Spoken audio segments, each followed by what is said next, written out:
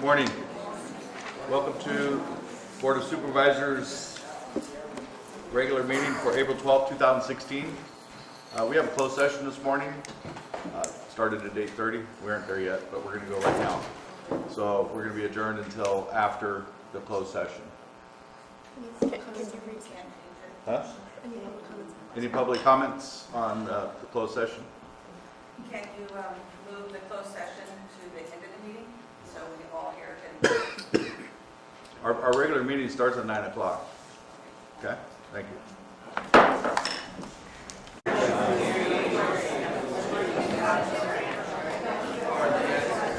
Okay, so I want to make an announcement, please.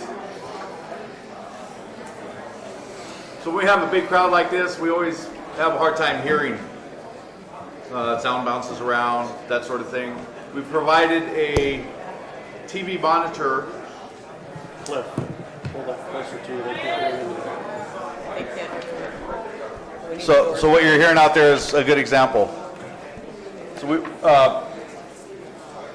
So during the meeting, we'd like to leave the boardroom doors closed. We have a monitor outside that we've installed so that everybody can see what's going on in here. When the boardroom doors are open and there's a lot of chatter going on outside, it's virtually impossible for people to hear in here. So when we get into this meeting here, we're going to ask that those doors be closed. And as you come forward to speak, you can come open the door to come in and do your speaking.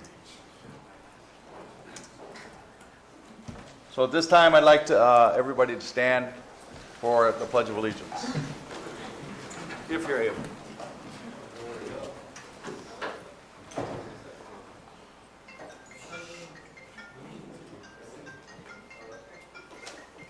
Oh wait, it's okay.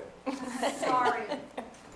I pledge allegiance to the flag of the United States of America and to the republic for which it stands, one nation, under God, indivisible, with liberty and justice for all.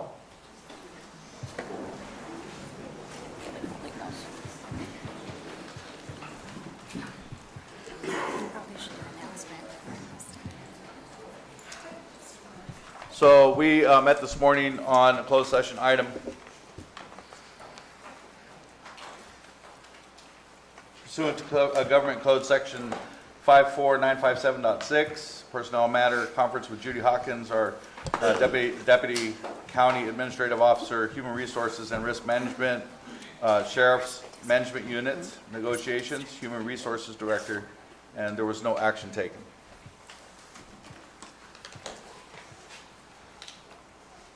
So before we go to our public comments, we have a couple of recognitions and acknowledgments. We have a couple of proclamations, and the first one will be a proclamation recognizing April 2016 as the Sexual Assault Awareness Month in Calaveras County. And our District Attorney, Barbara Uke, will take the floor at this point. Good morning and thank you. Barbara Uke, District Attorney. With me here today is Kelly Figueroa from the Resource Connection Calaveras Crisis Center. And April is Sexual Assault Awareness Month. It's recognized nationally as such, and we are here to request the board recognize it as well in Calaveras County. Sexual assault does happen in Calaveras County. It happens all the time, and historically, and it remains today, that typically means sex crimes against children. That's primarily what we see in Calaveras County. One thing that we addressed in our proclamation this year that we haven't addressed before is the issue of victim shaming and victim blaming. With the greater attention to social media and Facebook and blogging and comments on any type of internet media, we've seen an increase in that. And we want to draw some awareness to that. That is really hard on victims. It's hard enough to come forward as it is. Can you imagine trying to come forward when you know that there is a good chance that you will be attacked in the media or attacked on Facebook and blamed for what happened to you? There is no shame and no blame to a victim. They are heroes for coming forward, and I just want to draw some attention to that. So if someone is sitting back and they see a news story or they hear about some child who something happened to, or a teenager that something happened to, keep it to yourself. If you feel like you need to attack the victim, keep it to yourself. Don't get on the internet. Don't start getting on Facebook and blaming and shaming the victim. It's hard enough to come forward. So that is something new that we have decided to address in our proclamation this year. Typically when we come here, we're also trying to sell you tickets for our SART fundraiser. We decided not to have our fundraiser this year because of the Butte fire and because of everything that's going on in the community. But we will be back next year. And I do want to remind the board and remind the community that SART, we have our local SART team, that's a sexual assault awareness team. It saves the county money and it saves victims extra hardship. What SART does and what we are able to do having it locally is cut the exam cost down from about $2,500 to $3,000 per exam down to $500. It saves law enforcement time. They do not have to take a victim and drive them all the way to Sacramento or even Fresno.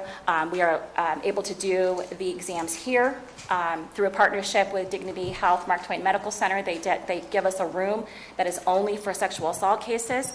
We have local experts that have received their training in more metropolitan areas where they have a high volume of training, and they brought that expertise home. That further saves money down the road. We don't have to bring in experts and examiners from outside the area paying mileage and fees and the high costs that go with that. Our SART fundraisers through local support, community support, provides equipment for the room and also clothes. We never want a victim to come into our SART exam. Sometimes we have to take their clothes for evidence. We never want someone to have to leave in a hospital gown. So through the support of the community, we are able to support victims and keep it local, and it's a good thing. It's a good thing all around. Kelly, hi. My name is Kelly Frigero. I am the director of the Calaveras Crisis Center. We are a domestic violence and sexual assault services organization, so we do serve victims of sexual assault. And while we are primarily focusing on child sexual assault this April, I don't want to diminish the fact that we also see adult sexual assault in Calaveras County. You'll hear some statistics in the proclamation. But some additional statistics that I have from the Sheriff's Department for 2014-2015 are that there were 45 reported cases of child sexual exploitation. We have to really be careful with our children. Sexual abuse at a young age causes all kinds of problems in growing up, and parents really need to be aware of what is going on, what are the signs of sexual abuse, what to do if your child discloses sexual assault. And towards that end, we're going to be doing a series of ads in the enterprise that give different kinds of information. I have the first one here that I wanted to give you a copy of, but it's giving information on how to recognize what behavioral problems you might see in your child, what to do if they disclose. There's also some websites that we're going to give people access to via these ads. I've also put some pins in front of you.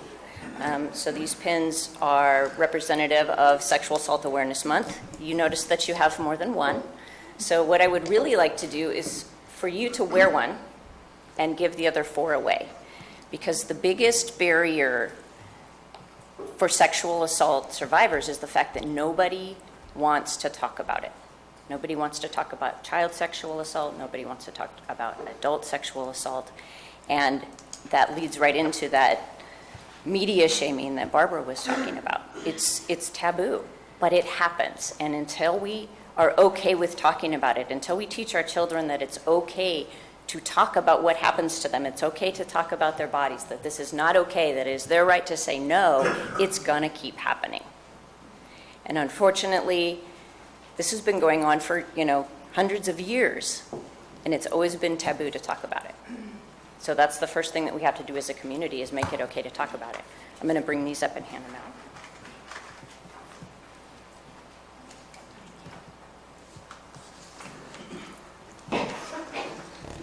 Calaveras Crisis Center saw 98 victims of sexual assault this past year.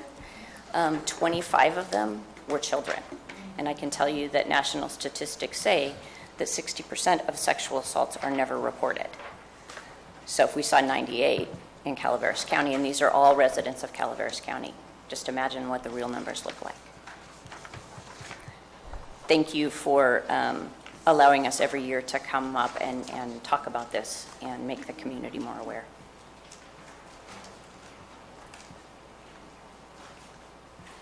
Great. Well, it's actually us that thank you for bringing it forward every year. And, you know, everybody here thinks it's really important. I'm sure that everybody in this audience feels the same way about it. But we wouldn't be able to have the awareness programs that we have if it weren't for your teams to bring it to us. So I'd like to read this proclamation right now. And go, Barbara. Okay, Joe, you too. Come on. Huh? Yeah, you guys, I'm going to have to read a little slow for you, though, Barbara. Well, no, because she's already read it by now, and I'm still starting.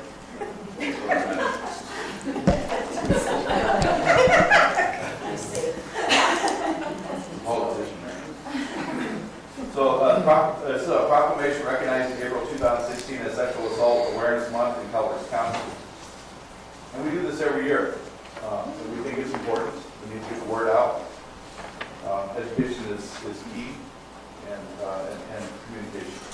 Whereas the high rate of sexual violence in California must be brought to public focus because it cannot be reduced until it's openly recognized and addressed. And whereas every citizen of Calaveras County is directly or indirectly affected and impacted by sexual violence. And whereas children and young adults are most at risk of sexual assault. And whereas during the 2015 calendar year, the Calaveras County Sheriff's Department received 53 reports of child sexual abuse and 24 reports of sexual crimes against adults. And whereas statistics indicate that 60% of sexual crimes go unreported. Whereas it is important to recognize that the victim blaming and victim shaming in society and the social media is a barrier to reporting sexual crimes. And whereas it is important to recognize the heavy burden of shame and sadness carried by victims of sexual assault, as well as courage and challenges faced by survivors and their families and friends as they struggle to cope. And whereas the Sexual Assault Response Team, SART, exists in Calaveras County that includes the Calaveras Sheriff's Office, Angels Camp Police Department, the Calaveras District Attorney's Office, the Resource Connection Calaveras Crisis Center, Calaveras Human Service Agency, Dignity Health Mark Twain Medical Center, and 2 dedicated forensic examiners to help effectively respond to and address sexual assault crimes. And now, therefore, be proclaimed that the Board of Supervisors of Calaveras County does hereby recognize April as Sexual Assault Awareness Month. And can I have a motion, please? So moved. A motion by Supervisor Ponte, Second. second by Supervisor Olivera. All in favor? Aye. Public comment? Oh, wait. One of my favorite things that I forget is public comment. So we have public comment on this before I finish the proclamation. That means anybody can get up and speak.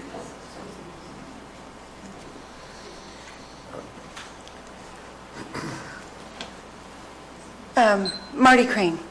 Okay, so I was just sitting back here thinking, education is awareness.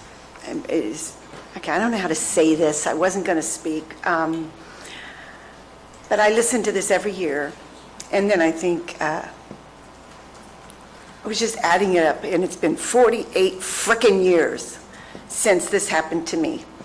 But I want our young people to know that it's not just girls, it's boys as well. But also that when this happens to you, generally it's someone that you will see again the next day or the next week or on a regular basis. And unless this is dealt with, it can, every time you see that person, it's like an assault all over again. So now I've counted it up and it's been 48 years. And I'm thinking, at what point do I say, we have to stand up, say the words, stick together, and say, no more. And I'm sorry, but the only person I've ever spoken to this about, and it was just on the surface, was the charming husband. So I think it's time, and I think it's,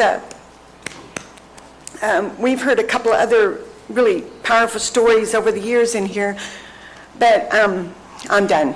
That's it. Thank you.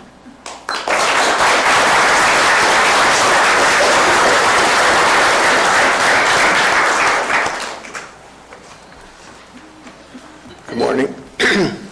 My name is George Fry. I'm a retired state parole agent for the California Youth Authority. I worked for a while, about 3 years, at Preston School of Endersey in Ione. I worked on the specialized Oak Counseling Lodge, where we had many males that between the ages of 14 and 22 who we did sexual counseling with, and it's a real eye-opener when you have that experience. The program was a very good program. It's a lodge that we only have 40 boys on that lodge. The mainline lodge where I came from had 96 wards on their lodges. The biggest problem dealing with people, young people who have been sexually assaulted or who have sexually assaulted somebody is when you're doing what we call the GPS counseling with them. It's difficult for them to even acknowledge that they were a part of the problem. I don't think anybody can work on a lodge like that for a very long period of time. I moved off that lodge after 4 years because it's a really tough experience to work with those young people. And I would say probably 10% of those young people that go through there are fixated. We might as well take the key and lock them up because they're never going to get any better than they already are. Some of them are willing and able to change their behavior and end up being to escape the demons. What was painful for me more than anything else was the fact that they got visitors every weekend. They got visitors every weekend, and during those visitations, their aunts, uncles, stepmothers, stepfathers would come, and they were the abusers. And it was pretty difficult for me to reconcile all that. I'm so happy the progress has gone on in this county, in that area, and I thank you all.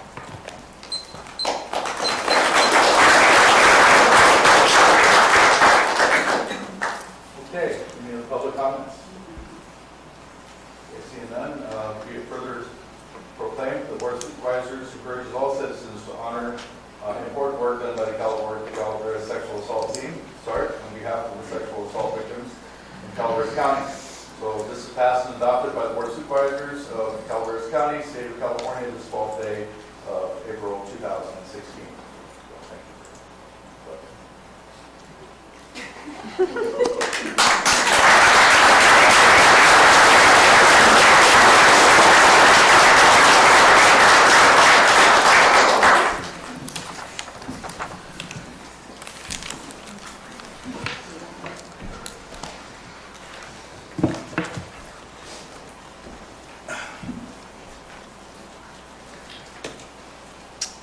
Okay, so we have one more really important recognition.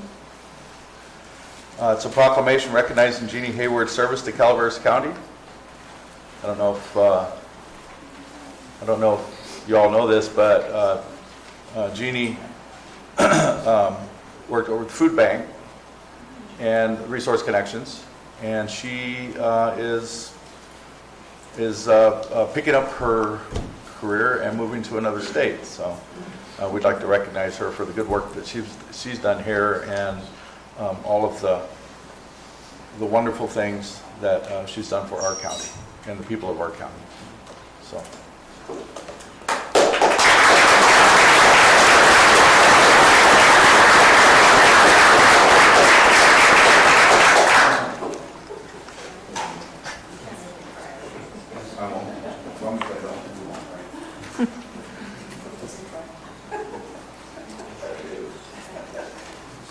So, I've had the pleasure of working with you for the past 4 years anyhow. And I've been over to the food bank several times. Richard and Joe that work over there are kind of some of my favorite people. And so it's really, actually, it was a surprise to me when I got the call from Jean to let me know this, that she's leaving. And just kind of set me back in my chair for a moment there, because I'm thinking, oh, man, really? I mean, here we are feeding, what, 800 plus families per month through the food bank that are really having a hard time making ends meet. And one of our star people is actually, going with good cause, but is going somewhere else. So, would you like to say anything before I? First of all, I would like to say that it has been my honor and privilege to work with the Resource Connection and be the director of the food bank over these several years. This community is my family, and so it's not by choice, it's by decision that I am moving to Tucson to take care of family. But I want to say that the support that I've gotten over the years from my staff, from Bonnie Acosta, Joe Tobin, Marianne Jensen, and Tina Maker, we've been a team, and Lisa Green, we've just been a team. And it's just been an amazing journey that we've been on. Our leadership team with the Resource Connection has been, my heart is heavy to lead them. Not only my coworkers, my friends, people I care about, but also people in the community. Mary Sawicki and Kathy Gould and Terry Lane and people that have supported. But more importantly, the community as a whole has just been really incredible. There have been moments and times and days that I felt the weight of the world, and somebody would come into my office and say, how can I help you today? And that happened over and over and over. And so this community, I encourage you to continue the good work that you're doing, to continue the support of those that are less fortunate, that find themselves in really hard times. Support all of our nonprofits here in our community. The Butte Fire, I think, brought us together in ways that we never imagined. And being part of that recovery has really meant a lot to me to help people through what they're going through with trying to recover. So I just want to say thank you. I want to say thank you to the board, to all of you who have supported us over the years, and I feel really blessed that I have this team.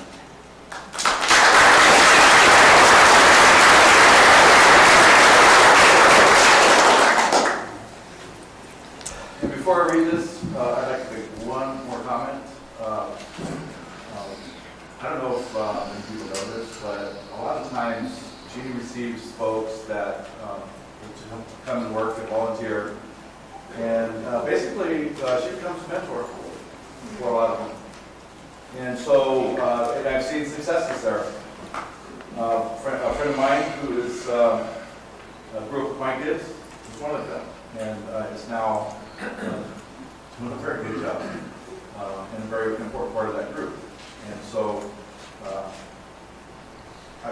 that is something else that she has accomplished. I think that we don't think about, because we're used to seeing, her help families and hand out food, but she also helps make people responsible, or helps people be responsible and move forward in their life, and has since she's been here. So that's like a byproduct of Jeannie Hayward, right? So we love that part. And I'm sure that whoever you're replacing is will do just as good a job.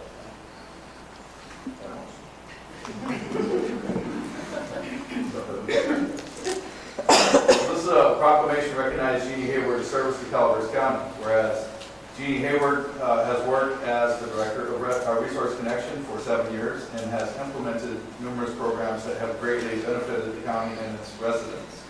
And whereas Jeannie's passion for service has been an inspiration to her staff and those she works with, she is often described as supportive, dedicated, caring, and willing to step in and offer whatever assistance is required to get the job done.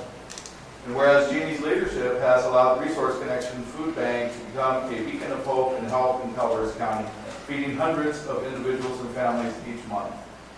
And whereas Jeannie's passion for service has led her to build collaborative relationships with nearly every agency in Calaveras County, resulting in many innovative and effective programs. And whereas Jeannie gave in heroic proportions to the Butte Fire effort. Therefore, and I can attest to that, and therefore it is resolved that the Calaveras County Board of Supervisors joins with Resource Connection to recognize the years of exemplary service by Jeannie Hayward. And we will miss you very much, Jeannie. Can I have a motion, please? So moved. Motion by Supervisor Ponte, Second. second by Supervisor Kearney. Public comments, please.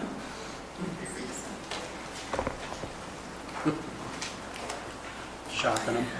Bonnie Hollinger, I'm Chair of the Resource Connection Board, and I happened to be evacuated at the same house that Jeannie was evacuated to during the Butte Fire. And I can tell you that she gave tirelessly. She came home late at night, almost too tired to eat, and she'd say, "Can you get me pots and pans? We have to cook tomorrow." And so I'd get on the phone and we'd do pots and pans. The next day she'd come, she said, "I need somebody to go to Valley Springs Center. Can you get somebody?" Always with tender compassion and love. She never once said, "I'm too tired." She was never grumpy. She was just the perfect model of somebody who loves the people and really gave. And Jeannie, we're going to really miss you. I'm George Farley, and I volunteer weekly at one of the food pantries that we receive the majority of our food from, the food bank that Jeannie has directed. And Jeannie, I just want to thank you. You have put smiles on so many families' faces, and they thank us. So I want to pass those on to you. And it's just been great working with you. And you know, I'll tell you, Jesus said, "When I was hungry, you fed me." You fed him, Jeannie. Well done, good and faithful servant.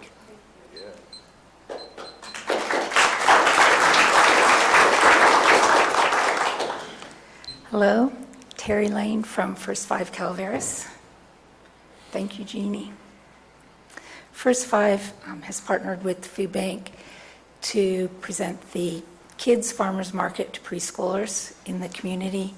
And Jeannie, thank you for your vision and your creative efforts on that part. It is just a fantastic program to provide nutrition, education, and recipes and produce to the children and their families in our preschools. It's been just an honor to work with you with that program. And I want to say thank you for your professionalism. And I appreciate that I've been able to call you and get my questions answered about data, about things happening in the county. You've been just a resource of information, and I appreciate that. On a personal note, I want to thank you for reaching out to me when I was new to Calaveras 2 years ago. You were the person that took a step and came to me and really helped me understand what Calaveras was all about. Not only the families that need food, you told me and you helped me understand about the homelessness, about just the needs in this diverse county, and you made it real for me, and you took that time to be a person that I could come to, that I could get information from, and that I felt connected to. and I appreciate that, and will never forget that. Your professionalism is just above and beyond.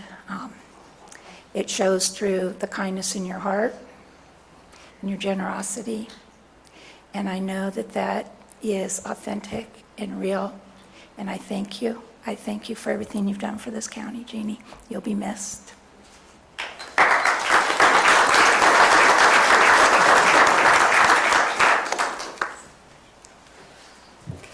Mary Sawicki, Director of Calaveras Health and Human Services.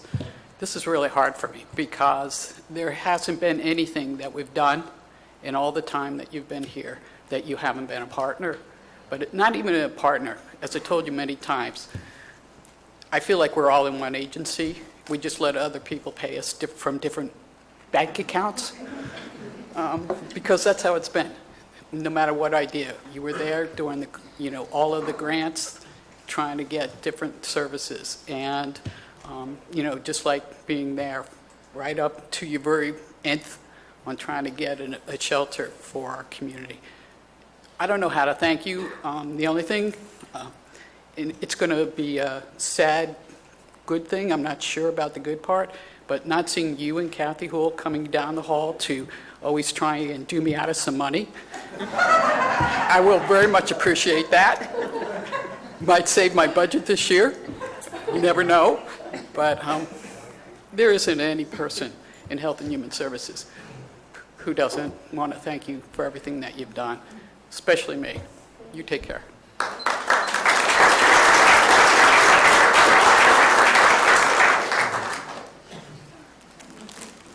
Good morning.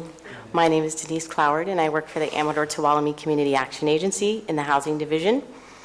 On behalf of VATCA and our Central Sierra Continuum of Care, which is a 4-county-wide effort planning group to ending homelessness, we would like to thank Ms. Hayward for her dedication to feeding the hungry and to her continued collaborative efforts through our COC.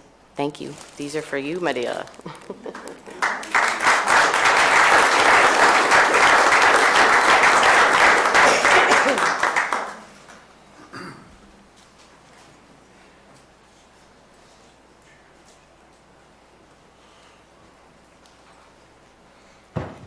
I'm Deborah Mullen from Calaveras Transit Public Works. On behalf of all of us, Jeannie, we're so sad to see you go. We've learned so much from you. You've helped us in so many ways. You've been an inspiration. You're the face of community service. You show us what it looks like to care so much about the community, and we thank you and wish you well.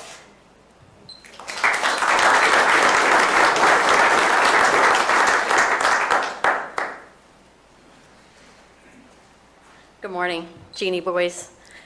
Jeannie, it's been a long journey. I want to thank you for your blood, sweat, and tears.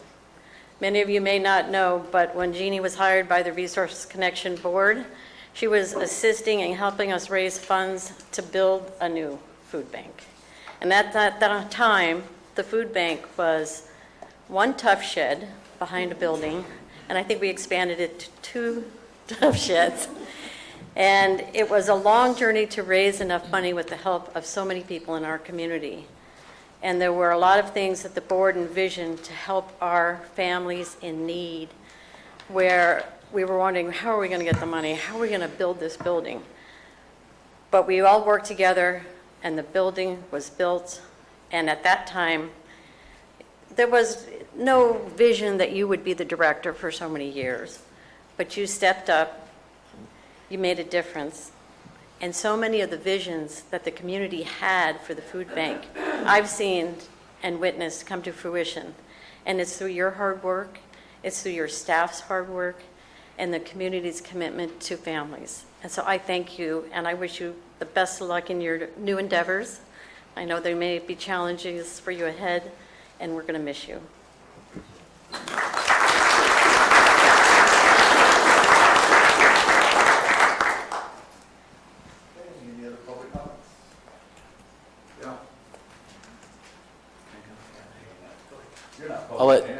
Yeah, he's not public. He's got official stuff. I'm public. So we'll save him for last because he's got the best thing probably for you, an admonishment. But Jeannie, I'd just like to say I gave perfect timing here. I saw in the paper, I was really shocked just this week. I thought, wow, what a tragedy that would have been if I missed it, to be able to say goodbye to you before you left. And, having known you for, 2006, this is 10 years, or 2016, this is 10 years now, since back in Jackson. And I know that you'll do great wherever you go, and everything that's been said so far is a testament to your will and your ability, and you will sorely be missed. Thanks,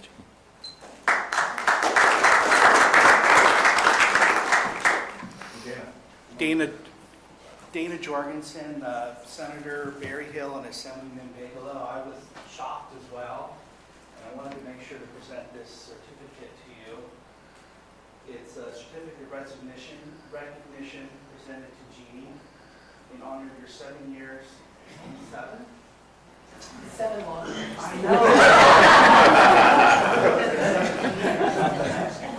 Service as a Resource Connection Director, we honor your years of service helping to improve the lives of the citizens of Calaveras County on behalf of the 950,000 California citizens we represent. We thank you for your efforts to help feed, clothe, retrain, and most importantly, offer hope and helping hand to those in need.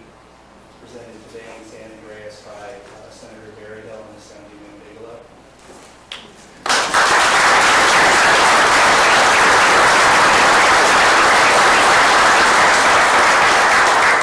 Something I just wanted to add. Government is about relationships and having good relationships with people and getting stuff done. I've always had a really good relationship with you. That relationship was so good that I actually tried to borrow money from other areas because I wanted to make sure that you got your due. And that was because of the great relationship we had. And I didn't want to feel like I let you down. So I hope others take that and work with that and continue to help others. And I'm going to be selfish and maybe we'll get you that.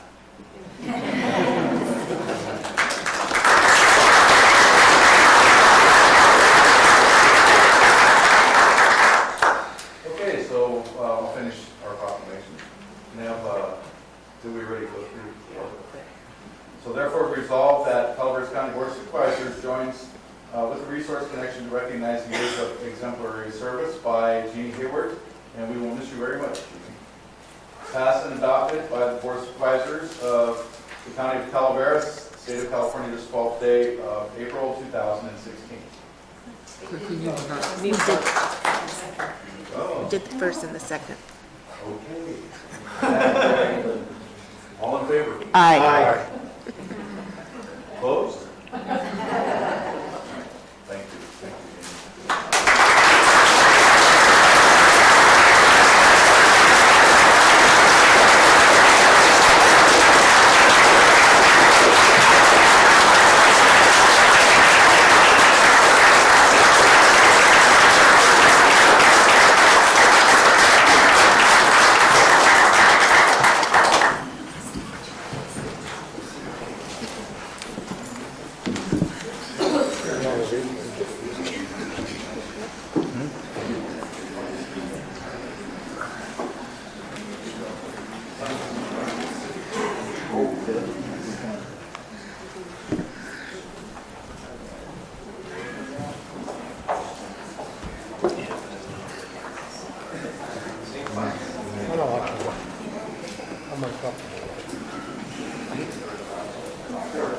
Nobody else allowed in the well.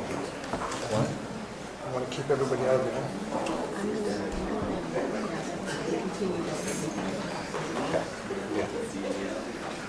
So, great. So, first of all, rules that we have been following here lately is, sorry, Darren, nobody's allowed in the well here except who comes in and is allowed in here to give our board clerk information. So we really need everyone to speak into the microphone. Okay, Bill.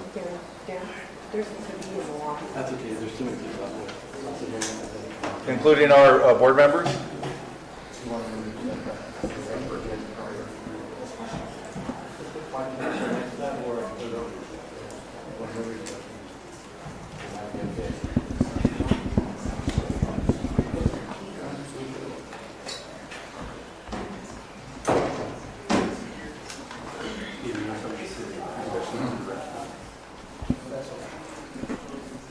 Okay, and you can see why we have rules, right? So please, when we go through these public comments or any comments within here, within today's meeting, don't want to hear anybody booing or hissing or disrespecting anybody that has their time at the mic. That is their right to speak. And everybody has that right to speak in this country until that changes, which hopefully will never change. And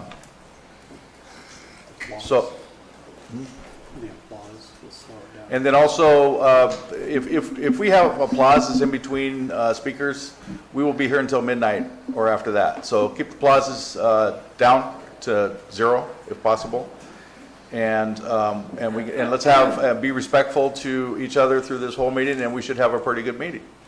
All right. So we're going to start off with public comments.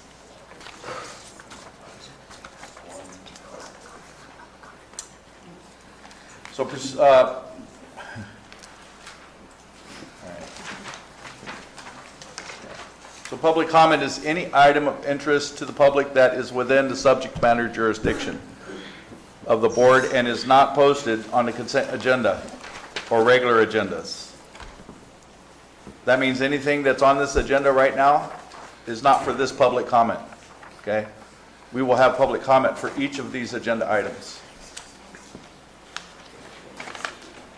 California law prohibits the board from taking action on any matter which is not posted on the agenda unless it's determined to be an emergency of the Board of Supervisors.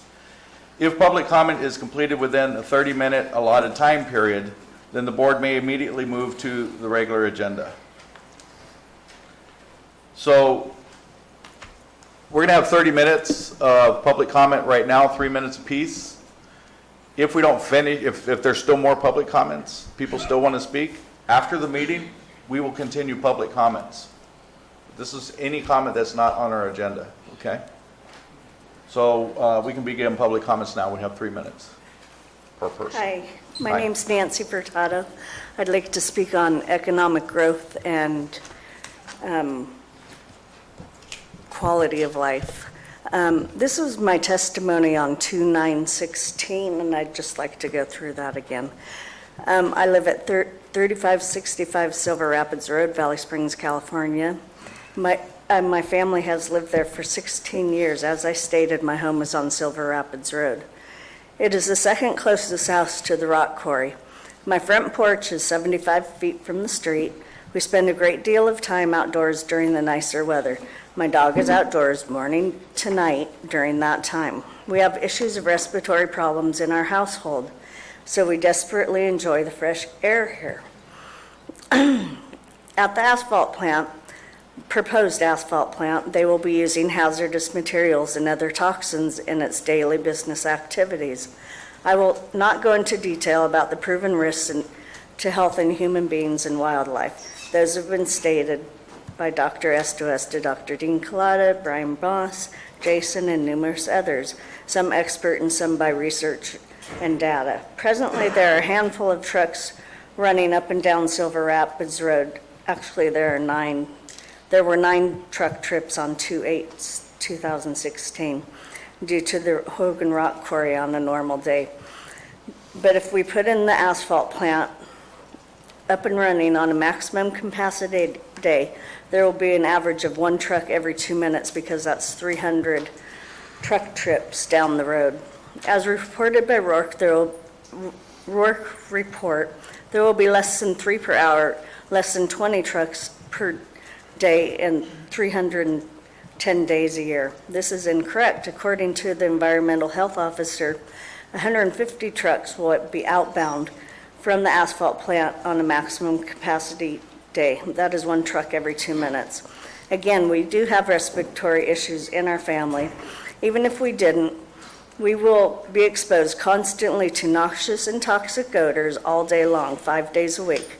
This is during the year when we're all outside without the help of any HEPA filtration or masks. 30 seconds. These trucks will be passing by us with open and exposed asphalt and dangerous to our health and our very being. It is a nuisance, Rule 205 of the Air Pollution Control Board. If I can smell those noxious odors, well then, I am breathing those toxins into my body. What do you think it will do to us? Thank you.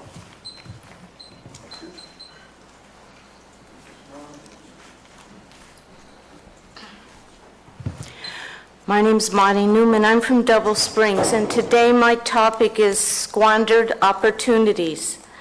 I spoke a few meetings ago about how Calaveras missed out on having a junior college campus right here in San Andreas. Instead, they built it in Columbia. I reminded you that it took us 20 years to develop a community action agency like Tuolumne and Amador had done back in the 70s. And I'm not sure where this resource conservation district thing is, but it seems like a lot of times we miss the boat on a lot of opportunities.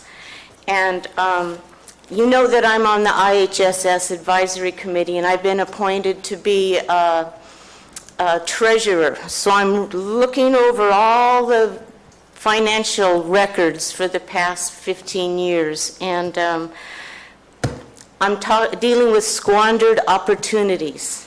This committee actually had $53,000 a year to spend for 10 years to educate, to reach out, to create maybe new resources, and they didn't do anything.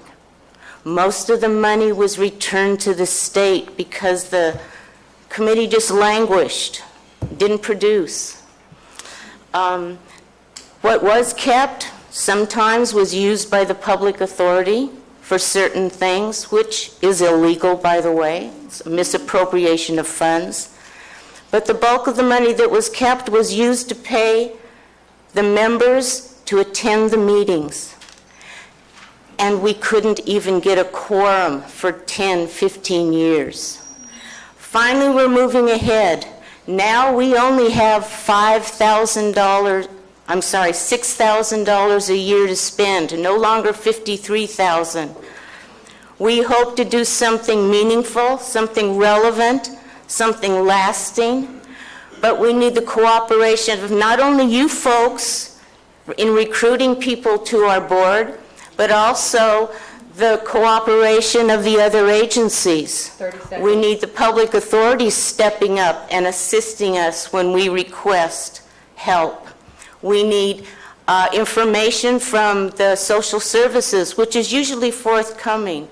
But this is not an easy task to perform, and we need everyone's help if we're going to be successful and offer something for Calaveras County citizens to enjoy today and in the future.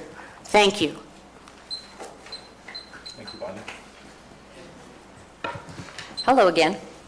My name is Kelly Ferguero. I'm the director of the Resource Connection Calaveras Crisis Center, and I just wanted to tell you that I'm very excited to announce that the Resource Connection was approved to receive $350,000 in funding to develop and implement a child abuse treatment program. This program is specifically geared toward advocacy and therapy for child victims of crime. Which is a personal passion of mine. These services will be in addition to what the Crisis Center already does, but it will be in a different location. I haven't figured out where we're going to be yet, but I'll let you know. And basically what it will do is it will provide advocacy and support and therapy for the children who are victims of crime. It's not services for parents. The services for parents will be provided in conjunction with children as far as therapy, but I will be hiring 2 staff people. One will be an advocate, and that person will be kind of the voice of the child. sometimes we lose the children's voices in these processes. So this position will work closely with the DA's office and with law enforcement and keep the family apprised of what's going on, but support the child in what the child wants and the child needs through these kind of things. We're also going to help educate parents about how important it is to get children into therapy if they have been a victim of crime, so that the traumatic experiences don't leak over into their adulthood. So we have a lot of work to do. I just got notification last week that we got the money.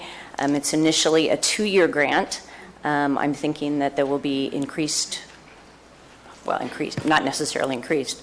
There will be funding coming later so that it can sustain itself. But I'll keep you posted on what we're doing and how we're doing it. Thank you. Any other public comments?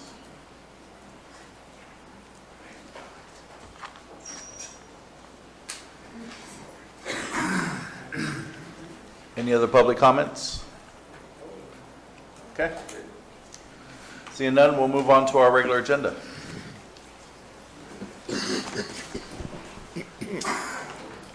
So we have Butte Fire Recovery Update, and we're going to start off with Shirley. Thank you, Supervisor Edson. Mary Rose will be doing the report on behalf of Brian Moss. Brian Moss and the Auditor Controller, Rebecca Cowan, are currently in Sacramento testifying before the Senate Committee on Senate Bill 1118. This is the bill introduced by Senator Berryhill to provide relief from the County Sheriff cost for the California Assistance Act grant. And hopefully we will get relief from that, and they're trying to convince the committee that this is a good thing for our county. But Mary Rose? Sure. Last week, we actually had representatives from the Office of the Inspector General and from the Department of Homeland Security here on campus. They were here to perform a capacity audit of our policies and procedures and business practices surrounding our Butte Fire contracts, procurement, accounting, and so forth. This was a preliminary audit. It's something that is generally done in order to identify areas where the county will need to have additional technical assistance prior to the full disbursement of FEMA reimbursement. We spent our task force meeting on Monday last week discussing and preparing for the auditors to come forth. They were actually here Tuesday through Friday. Rebecca Callan and myself spent a good part of our time working with them and reviewing documents with them, as well as the Public Works management team also spent time with them. That's all I have from my perspective. They did say that they would be giving a report fairly shortly to let us know what areas we will need to be working on in order to meet requirements for the reimbursement. And I know Jason Bateser has an update as well. Jason Bateser, Calaveras County Environmental Health Director. Just want to advise the board and the public where we're at as far as debris removal. We have 2 crews remaining, about 8 sites left to go. We actually, last night about 6:30, Mel Knight and I were calling people, and we got a elderly couple from the Bay Area to sign up into the program. So I think it was one of the sites on Jesus Maria that Cliff had mentioned to one of the debris removal contractors earlier. So we're moving forward. They look to complete the debris removal project by the end of next week. There will still be crews performing the erosion control and site assessments. So as we get through that process, it's looking at having crews here probably till the end of April.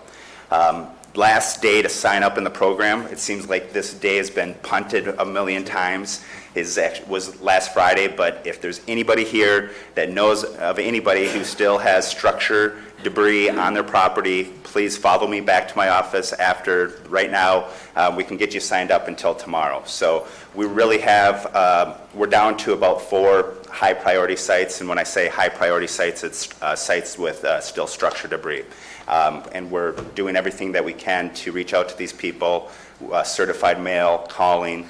Leslie Davis in the assessor's office, her team has been assisting us with the information they have in contacting the public. So to me, out of the 800 and some properties, to be down to 4 high priority sites is a testament to everybody's work, support from the board, the public in the program. And it's been a long haul, and so I appreciate the public's patience as we went through this process. But to go up into the area now and to see all those properties cleaned up it's a good thing for the community and the county. So, any questions? Chair, I have a question. Mr. Bozier, tell me about the truck incident where we rolled a truck over. Yeah, I actually have staff going out on that today. That was we identified it yesterday, was a person, we were notified, it was an individual who was self-certifying. So they were going through our program, through the self-certification process, and not part of the debris removal, the state county program. So staff was in communications with the responsible party yesterday, and we're investigating it today. Do we see any evidence of any type of contamination or Environmental Protection Agency regulations? Do we have any water sources affected by that or anything? No, not at this point in time. They're investigating to actually truly identify what the material was. We were not notified until yesterday of it. The crew went out, I know Friday, I spoke to them over the weekend. The main contractor, Sukit and Brad Sutton, notified me over the weekend that it was not one of the county state crews, and I have staff following up today, and I can be able to report back to the board later on. Thank you, sir. You're welcome. Yep, and we're also working with Fish and Game on that too. Good. Any other questions, you guys? Question of Mary? Yes. Struck a nerve. Inspector General's office. Yep. Now, that's a common procedure in situations like this. It wasn't actually brought on by any type of improprietary procedure or filing or anything. It's just what they do. No, we had been told through Cal OES that this is a general, this is something that generally occurs as a preliminary audit in order to address any technical areas that need to be addressed prior to our full-fledged audit and the reimbursement that should be coming. So it's something that they do, it's something that is normal, and they did offer assistance and spoke at length to Rebecca and myself and to Public Works as well about areas, that they're going to be addressing in their report. So it was something that's very common, and we did appreciate it. It brought to light a lot of issues that it's going to be addressed in the report and things that we need to work on as well. Yeah, thank you for clearing that up. Thank you, Chair. Okay. Is there any other reports on the Butte Fire? The one thing I would like to mention is, as you're aware of the RCRC grant for $150,000, the progress on that. We're working through Calaveras Recovers, and so far we've processed 17 invoices for a number of different things totaling just over $50,000. So we are working through and getting that money out to the people that need it. Jeff Krovitz, Public Works Department. Butte Fire report for my department, our department, is we have 4 primary programs for recovery. They are funded by different sources, 2 of which are funded through federal departments, one by Federal Highway Association, the Emergency Recovery Grant. That's on the federal aid eligible roads within the burn. The Public Assistance Grant, that's administered by FEMA, and that's on the public assistance roads, and it includes all the tree removal, debris tree removal adjacent to the roads on private property, as well as those public trees. The other 2 programs that we are working on are the 2 grant programs for vegetative management. One is called the FMAG, one is called the HMGP. Those have been moved out of Cal OES and forward to FEMA on those applications, and funding is, I believe, secured.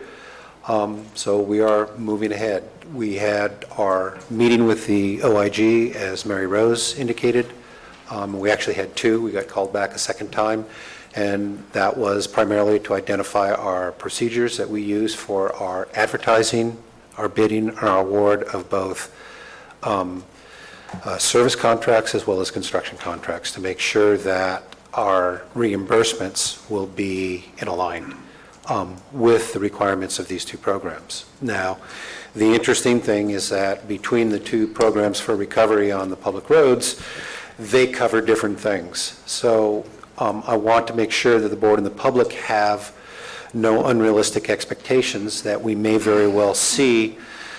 For example, some culvert replacements that will go on some of the public assistance roads that will not be funded on the federal aid roads. There may be some soil stabilization and emergency work along the sides of the road allowed on the federal aid that will not be allowed on the public assistance roads. So based upon who the authority is, whether they're all Stafford Act or not, the outcomes will be slightly different. We'll do the best we can with the funding available and the matches that we have to provide.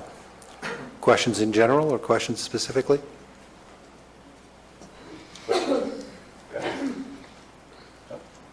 Okay, thank you. Thank you. There may be questions by the public, though. Yes, I didn't have a question, but I wanted to share an unadvertised resource that has been available to Calaveras County for almost 6 months. The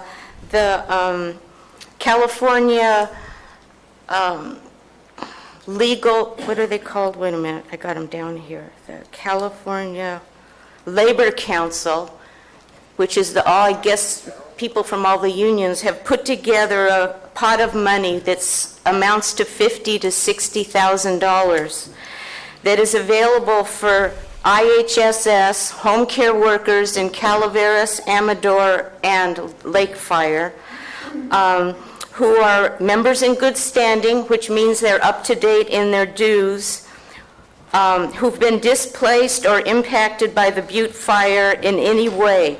And this money can be used to replace household everything, clothing, tools, furniture, dishes, and an individual will qualify for up to $4,000 and a couple will qualify up to $7,000. And the sad thing is, receipts are going to be required. Now, nobody has advertised this, so this means going back 6 months to find out what it costs displaced home care providers to live. And the way to get in touch with to access the resource is either to call the Union Member Center, and I'm sorry I don't have that number, or you can call Bonnie Newman on Double Springs. I'm in the phone book, and I have the forms and the explanation, and I'll be happy to put them in the mail for you. Now, there's $50,000 to $60,000 available. I was told only 13 people have accessed this money. I know 2 people that I have shared this information with word of mouth in Calaveras. It's in our newsletter, but this opportunity to share on TV and for you folks, especially you, Chris, and you, Cliff, to go back and find the people who have lost out because of the Butte Fire, have them get in touch, because there is something, but it's just been sat on and nobody has known about it. So spread the word. Thank you. Thanks, Bonnie. Any other public comments on the Butte Fire?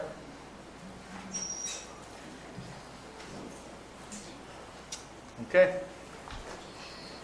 Any board comments? Any more board comments? All right, so thanks to the crews and that have been working up there.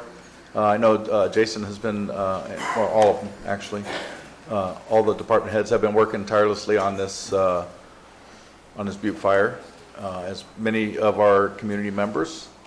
And just, you know, it's funny because the further we get away from it, for a lot of people, it seems like it just kind of goes away, but it's not gone away yet. We have a tremendous amount of work to do. There's a tremendous amount of people that are still not in their comfort zone, in their homes, and if you can volunteer in any way to make that happen, and let's close that gap between this catastrophe and where we need to go to build our communities back up, please consider doing that. So you can go to Calaveras Recovers, look for Calaveras Recovers on the web, and talk to them, and I'm sure that there's plenty there for anybody to do. So thank you all for what you're doing on that.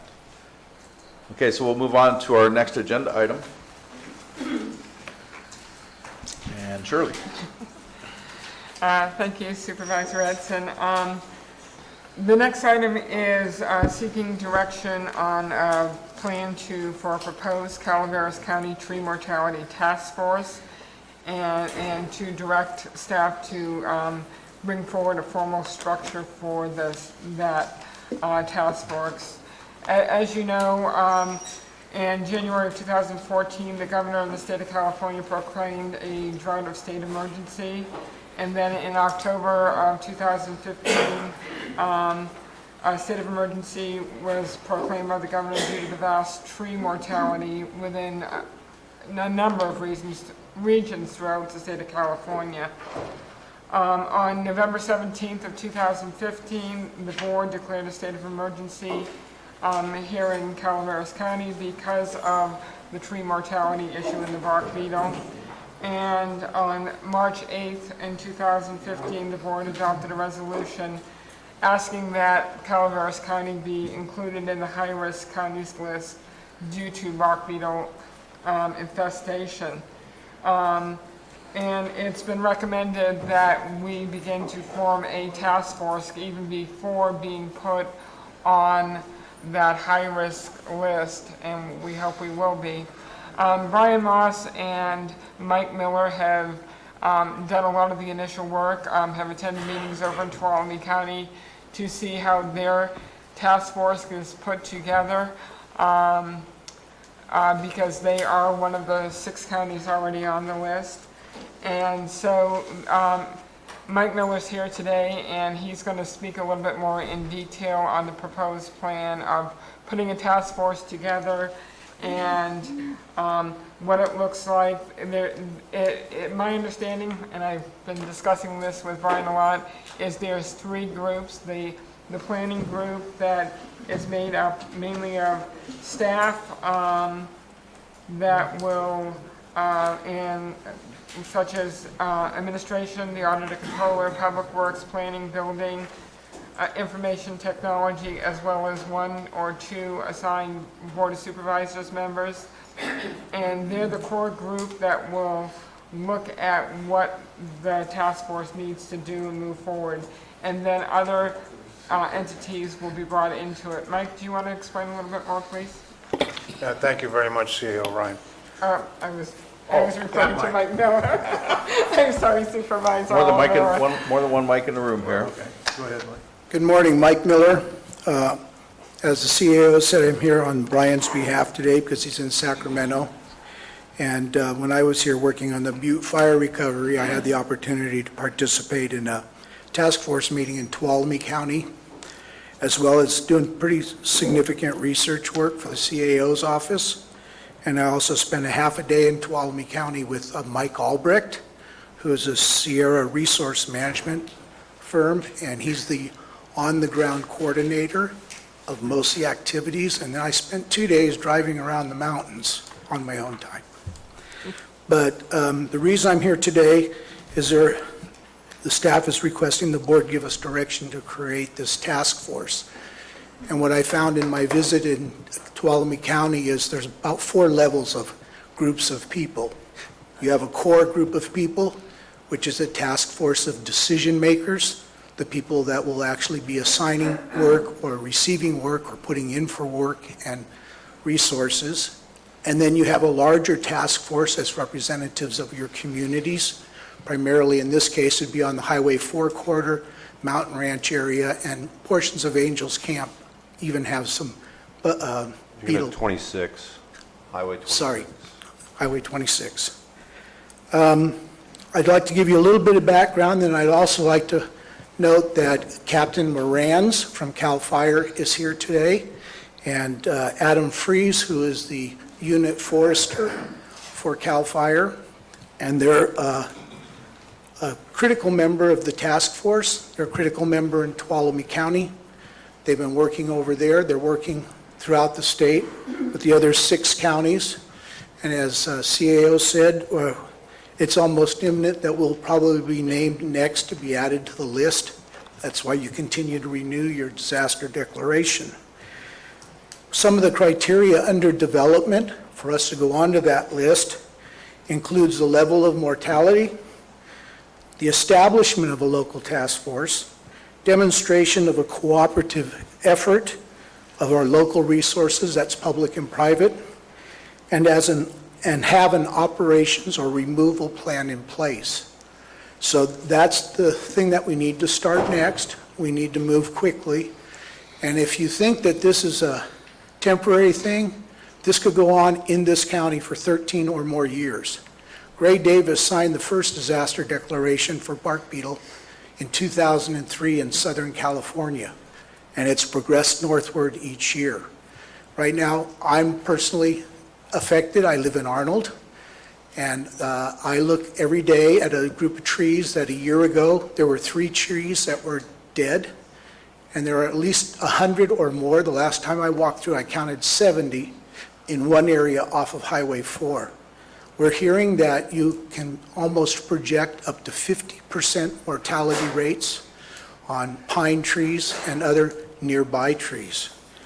The bark beetles, there are 200 species in California, but we're dealing with primarily 3 of them, and they simply move from tree to tree to tree.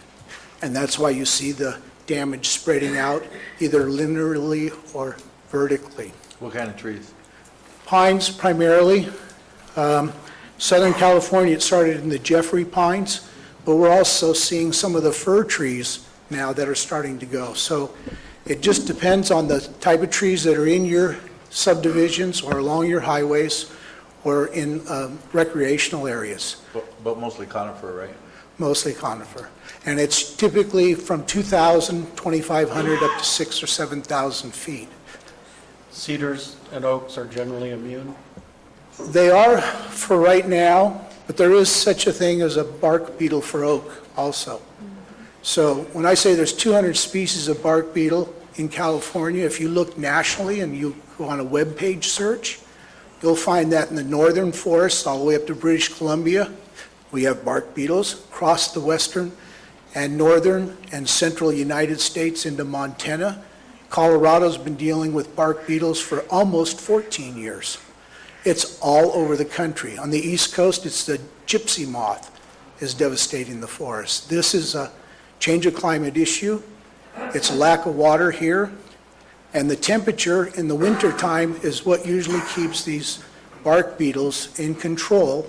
And when you have warm temperatures like right now, it's 60 degrees in Arnold this morning, they become active at anywhere between 50 and 60 degrees and remain active. So this is something that's going to require attention for a long time. Today, there's been a group that has met once and will be meeting soon again in this county that includes county staff, CAL FIRE staff, fire departments in the county, representatives from utilities and water departments. The CAO's office, there will be 2 supervisors that will be meeting, and there will be people from the United States Forest Service also. And that's a core group of people that will be making decisions from a government or quasi-government agency. And then the outreach from that will be for homeowners groups like Ebbets Pass Property Owners Association. I don't know the names of the associations in your area, but Highway 4 Corridor is my area of familiarity, so Forest Meadows also. And the bottom line is the public is going to have a greater impact than us. We may be fortunate enough to receive funding to do tree removal alongside the highways and the right-of-ways adjacent to the highways, and even private property in some cases if a tree could fall into the highway right away. Then you have Sierra Pacific, they'll deal with their own. You have PG&E, that will have to work on theirs. But then you have the homeowners, and I think in the staff report that you have in your packet, you'll understand, this is not covered by homeowners insurance. There are trees alongside houses in this community that are 30, 40 inches in diameter, 75 or 80 feet tall, that if they go over, they can flatten a structure. There's just no doubt about that. When I met with Mike Albrecht in Tuolumne County, he said there will be a fatality at some point, and it will get everybody's attention at that point. So with that brief summary, I could have CAL FIRE come up if they have any comments to give to you, but staff is recommending that you give us direction to move forward quickly. Please move forward quickly. Aye. Thank That you. way. CAL FIRE?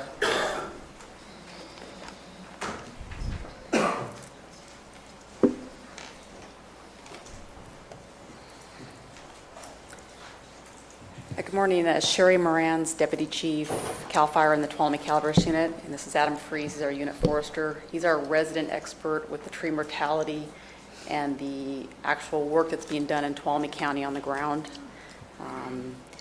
As Mike said, our first meeting is going to be tomorrow, and Adam and myself will be the CAL FIRE representatives on that task force. And we can provide support and our knowledge and experience with our involvement in Tuolumne County. And Tuolumne County is leading the charge with all the other counties, the 6 other counties right now. And as Mike said, there's 4 other counties that are getting close, if not already have been approved to be added. And that's We were added yesterday. okay. I didn't know if that was true or not. I was hoping that was great. So Calaveras all the way up to Placer County. That's great news. And we have CAL FIRE can bring, and I'm going to let Adam talk a little more about some of the resources and support we can bring. He handles all of our funding, the grants, and everything that's available. So. I would just like to add, this model of a task force is a really good way to go. The problem with the bark beetles is really at a large scale. We took a flight of Calaveras County the other day, and it doesn't look a lot different than what we're seeing in Tuolumne County. And it's a problem that's bigger than one agency or one group. It's going to take all of us working together, CAL FIRE, Forest Service, the county, PG&E, Caltrans, all these agencies working together and bringing their resources to the table. So I just wanted to put that out there, that this is a large problem, and it is going to take everybody working together to get through it. So. Great. So you're the guy with money? Yes, I have. There's no funding available specifically right now, but we have been successful. A lot of state responsibility area grants over the last 2 years. Was it 2014 and 15? There was about $10 million available, and the Tuolumne Calaveras unit got about $1.1 million of that. And then with the second go-round, we were successful as well. On the second go-round, most of the money, because Tuolumne County was one of the 6 counties, the majority of it was shifted in that direction, but we were successful in getting through the Calaveras Foothills Fire Safe Council, which has been a great cooperator, funding for our door-to-door chipper program, which is going to fill in some of those gaps as far as people being able to remove debris and create defensible space around their houses. So I'm sure as time goes on, I'm hopeful that there will be more funding available, but that's where we're sitting right now. Okay, so I understand that Assemblyman Bigelow was able to get a little bit more funding for you guys, right? There was, I'm not sure what you're referring to, but I know with some in-house SRA fund money for our own crews and dozers and equipment to work, Calaveras County received a little over $18,000 of that, and Tuolumne County, because it was one of those 6 counties, we received about $84,000. So we've been having a lot of crews, our dozers, our loader, pretty much everything that we can bring to the table. We've been working specifically on our fuel breaks in the county, harvesting dead trees, decking the logs, burning the slash, to try to go into fire season with our fuel breaks in in good condition. So that's where we've been able to do most of the work so far. Great, thank you. Mike? Thank you. Mr. Priest, thank you. Thanks for coming up here. Yesterday, Supervisor Wright and I attended the Sacramento Governor's Task Force meeting. This is a task force developed approximately 4 or 5 months ago to handle the bark beetle or tree mortality problem in the state of California. I'm not going to bore everybody with the history of this. There are 6 counties that are originally involved. Tuolumne County was one, and going south all the way through Madera and Fresno County. Yesterday, there was 4 more counties put on that list. Calaveras was at the top of that list. Hopefully that's going to be official here in the next 24 to 72 hours. Alpine County, Amador County, and El Dorado County, I believe, are the remaining 3 counties. Information brought to the meeting, which was very interesting, was the equipment allotment done by CAL FIRE. That equipment allotment is dealing with 10 curtain burners, I understand, going to be distributed amongst the 6 counties right now. As we speak, training for the operation of the crews for those curtain burners, and that's going to involve front loaders, skip loaders, things of that sort, to feed the curtain burner, get the ash removed, and also the equipment needed to down the trees, take care of the slash. So things are progressing forward. Unfortunately, we have to deal with the first baby steps in the 6 counties. There is a plan right now that was reviewed yesterday to share that equipment on adjoining county borders. So we'll be sharing the equipment with Tuolumne County and Amador County as we see fit. So we are moving in the right direction. The task force being developed by Calaveras County, where the meeting is tomorrow, I would assume, I'm not sure of this, that Supervisor Wright and I will be involved in that meeting. I don't know if we'll be on the committee, but it would be a good thing to have us on that committee. We do stay engaged on a nationwide level with our congressmen, and we also stay engaged on our state representatives, and of course with the governor's office. So we are going in the right position, the right steps. I just wish we could take faster and longer steps. It's a problem that is not going to go away, ladies and gentlemen. We're going to have this problem with us for a long, long time. This has happened before. I don't know if it's happened in our lifetime, but the bottom line is it's a very serious problem. Yeah, thanks, Mike. I think one of the key problems that the task force is facing, and that I see a need for here locally, is work on private property.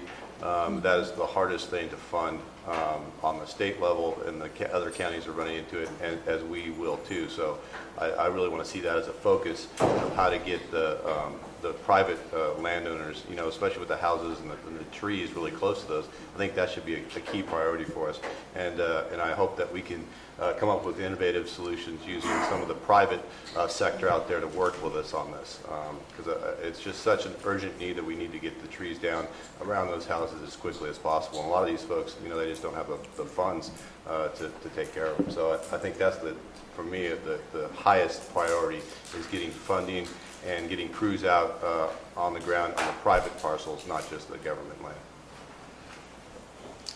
So you would think that since this is a statewide disaster, that including trees, no matter if it is on private or public property, the private property owners would have some kind of a resource to be able to help them with that, because it's affecting, if it started on a private property, you can bet that they would be trying to stop it from reaching public property. And so this is something that has come across all lines, whether it be private or public. And if it nests only on private property, then which it doesn't, then that would be a different story. We're having the same problem in the Butte fire, where we have all these dead trees, and it's pretty hard to process them. We have, like with the PG&E, just the PG&E easements, trees are being cut on that, are heading to Wallace, and we don't have the resources to even really do that. People are not used to noise and things happening in their neighborhoods, since everything is pretty much stopped around here. And so the infrastructure, it really isn't here for proper processing of any of this. And now that it's a huge disaster like it is, any type of recovery from the resource is minimized, if not completely eliminated. So, you guys got any plans for that? That's truly is the biggest challenge, as Supervisors Wright and Olivera on the state task force have heard those discussions that Tuolumne County has been dealing with, is that the CDAA dollars are really tied to infrastructure, and which is their county roads or their waterways and some other infrastructure. But on the private land, it won't cover it. It's not applicable there. I know that our fuel breaks, a lot of our fuel breaks go through private land, and even up to people to homes, private landowners, that we are able to work on the private land. But just your average private landowner, there's just such specific rules to where the funds can be spent and how they can be spent. And there's nothing right now that allows that. And I know there's talk about it being an emergency like you're talking, but, and not to say that door won't open later, but that's the biggest challenge right now is how to help those private landowners. And this door-to-door chipper program that Calaveras County was just approved is something that actually Tuolumne County doesn't have. And it allows the Fire Safe Council to hire contractors to help these private landowners and go onto their land, these people that can't deal with it. It's a specific dollar amount, I believe $100,000, which will go fast. But that's what the task force is going to be working on, how best to spend those dollars. Sorry to interrupt there. On that chipper program, should folks contact the Fire Safe Council? Yes. Yep. Yes. And another thing, there's a pilot program that's going on in Tuolumne County, whereas it's actually pretty innovative that PG&E has a lot of fallers and they can contract for fallers. Well, if they're going to work on a piece of line that's going to affect their trees, their power lines, they are actually going to go further into an area maybe where their power lines aren't, because they have the fallers and the capability. We would come in, CAL FIRE, with our crews and clean up not only their stuff, but the other stuff. So there's kind of we're all kind of taking a piece of where our expertise and our resources are going to help us, Caltrans and several other agencies, to where we're all going to kind of, let's say, help each other out, but we are, because we really have the crews and we have the chipping capability.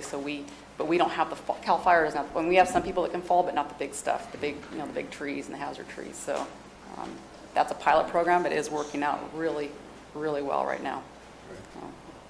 If I could add to that, Mr. Chair. In the meeting that I attended at EPOC, we had some representatives from SPI.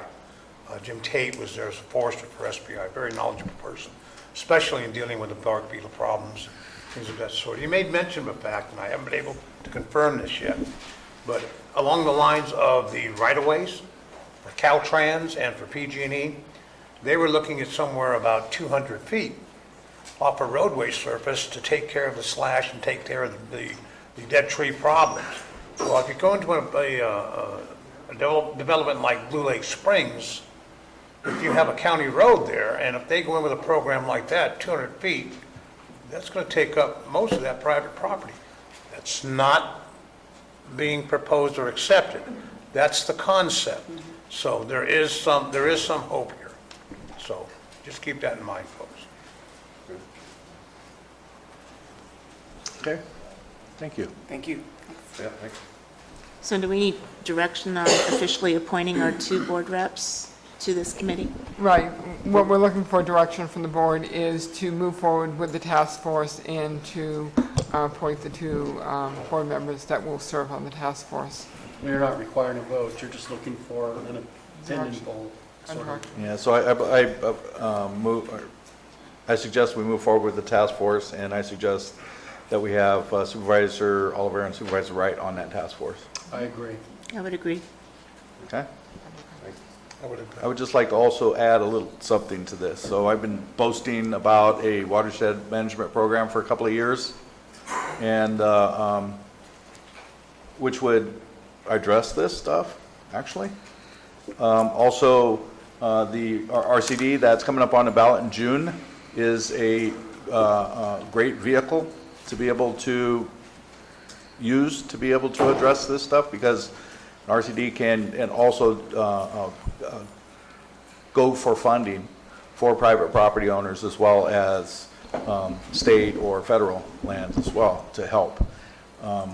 And to get a proper program within our county to be able to give us the ability to control our destiny, it seems to be, I don't know, it seems to be sensible to me, but and I'll continue to push this as we move forward, but I would really like people to consider the RCD for a vote in June.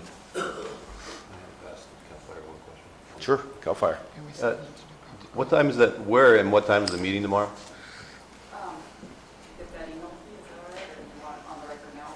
Either, yeah, just email it to me, that's fine. I mean, or what time? No, just tell me. 9. Over at the sheriff's office? Okay, thanks. All right, any public comments on this? No public comments.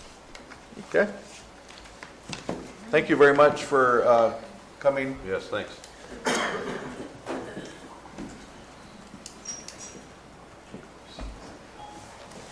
All right, so I'm going to take, we're going to take a 5-minute break.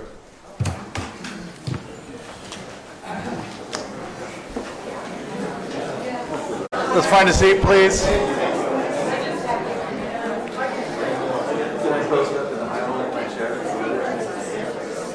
There's too much activity.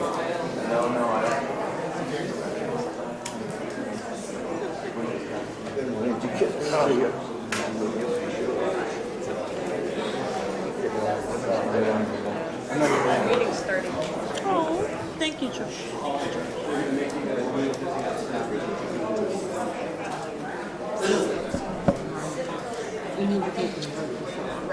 Okay, so we're on agenda item number 6, and we have our Public Works Director, Jeff Krovitz. Thank you. Jeff Krovitz, Public Works Department.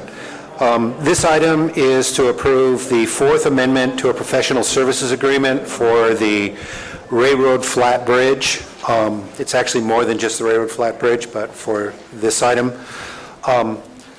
The first contract, the original contract, was executed in 2010 for design engineering services, pre-planning, pre-engineering services for the Highway Bridge Program replacement of the Railroad Flat Bridge. As you know, all of our bridge replacement programs have taken a lot longer than we had anticipated back in 2009, but this one is close to the finish line. The First Amendment was a 1-year extension from 2012 to 2013. The Second Amendment added a couple $1,000s to the contract for some unanticipated right-of-way acquisition or identification, and to extend the contract to 2014. The Third Amendment extended it to 2016, and this amendment extends it to the end of 2017. We anticipate this project going into construction sometime, advertising for award of construction contract this summer. We have to get permission from Caltrans to expend construction funds. We're anticipating that in June, so I would expect to be in front of the board sometime in August to approve a construction contract, and I think the construction on this will take a year, potentially a little longer, depending on what next winter looks like, because it is a full bridge replacement and the construction will be staged. So for a period of time, we'll have 2-lane traffic on half of a bridge, then we'll have 2-lane traffic on the new half, and finally we'll finish the project. There's been a number of sticking points on this particular project. We've had some cultural resource issues that were not clearly enough identified during the initial environmental study. We've identified those, and we have put a contract in place, and I was in front of this board, I believe, 2 months ago, for a mitigation and monitoring program for the Railroad Flat Bridge site for cultural resources as part of the NEPA document. And we are poised and ready.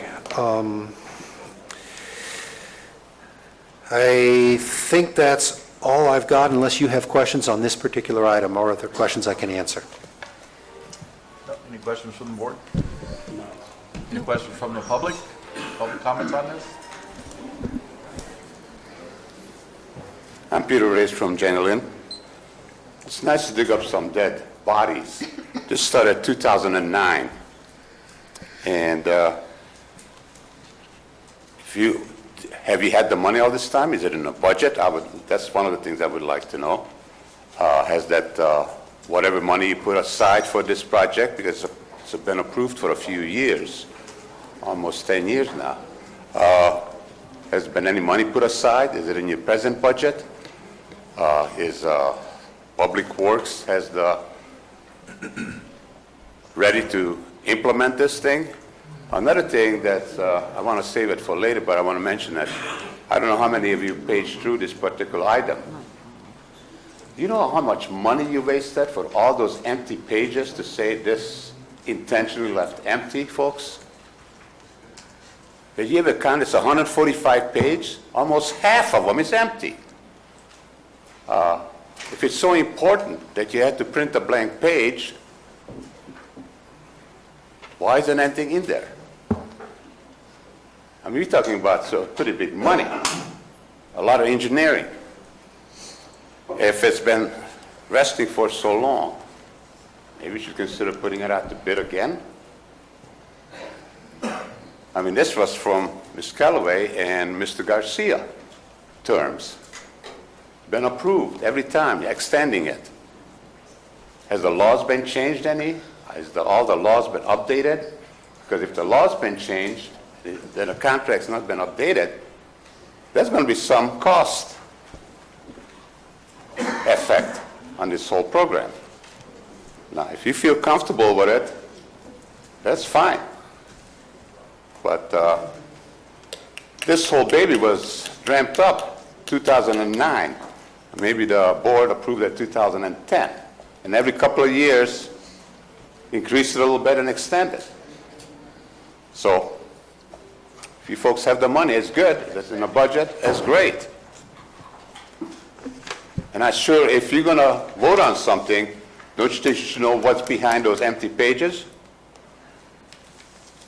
There's 145 pages, and I bet you about 30 of them blank, intentionally left blank.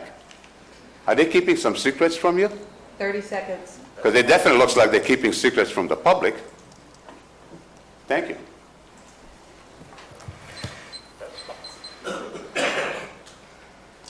Any other public comments? Okay. Would you like me to address those public comments? The ones you can. Briefly, under this HBP program, the funding comes from the federal government, the state government, and the county government. As a result, we are required to follow the dictates of the program. The dictates of the program indicate that we must start with preliminary engineering to verify the need and the potential solution. That generally will take anywhere from 3 to 12 months. We then move into the environmental document phase, and depending upon the complexity of the environmental document, that can take anywhere from 18 months to 3.5 years. It gets much more complicated when you are dealing with Endangered Species Act, with archaeological and cultural resources, because you then have requirements for mitigation during construction. When you add right-of-way acquisition, that's not allowed to start until you've completed your environmental document. A simple right-of-way acquisition can be 9 months. A complicated right-of-way acquisition can be 2 years. So what I'm attempting to explain is that even a small bridge replacement project, a $2 million structure, which is what we're looking at here at Railroad Flat, a 10-year duration can be conceived. So I can't speak to the empty pages that Mr. Reyes was speaking about, but I can speak to the fact that while our progress hasn't been as quick as I was hoping, we have brought this one to the finish line. And the subject matter of this specific board item is to allow the Department of Public Works to retain the services of the consultant that has prepared the preliminary engineering, the environmental documentation, the final construction documents through the construction process so that I have design support, or the department has design support during construction, not only of this bridge, but of the other two bridges that they are under contract to complete. So that's the bottom line. It's taken longer than it should, but it's still a critical project for the county. Any other questions? You know, for us lay people who aren't engineers, when will they actually swing a hammer to make this happen? I'm anticipating September. Okay. Won't be a hammer, start with a chainsaw. I guess it was a figure of speech. Blowtorch, maybe? Any other public comments? Get up and speak, sir. Mr. Crowitz. Come up to the mic, please. My name is Bob Toynbee. I'm from the Diamond 20 outside Copperopolis. Mr. Krovitz referred to two other bridges. I wanted to question, does this contract with Mark Thomas, does that also include our Single Tree crossing? Stagecoach crossing, excuse me. This contract, I believe, is with Stantec. Let me verify that. If it is Stantec, then yes, it does also affect the schedule of the Stagecoach crossing, which, by the way, is, according to schedule, the next one up.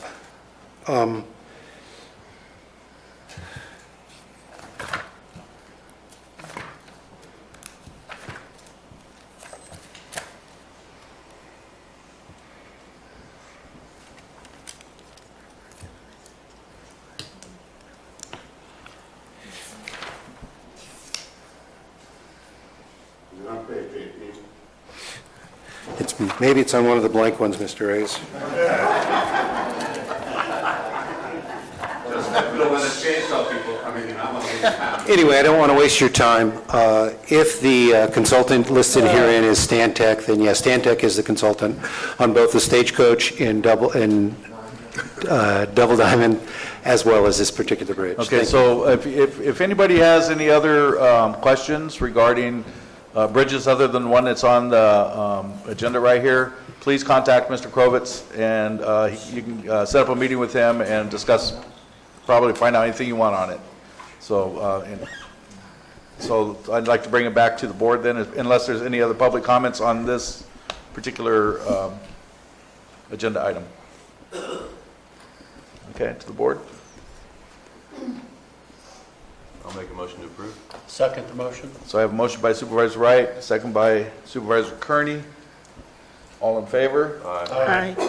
Okay, and just so the public knows, this is to approve the Fourth Amendment to the Professional Services Agreement approved October 12, 2010 between Calaveras County and Mark Thomas and Company Incorporated for Railroad Flat Road Bridge Design Services for additional engineering services in the amount of $41,254 for and not to exceed the amount of $362,511.55, and extend the term date to December 31st, 2017.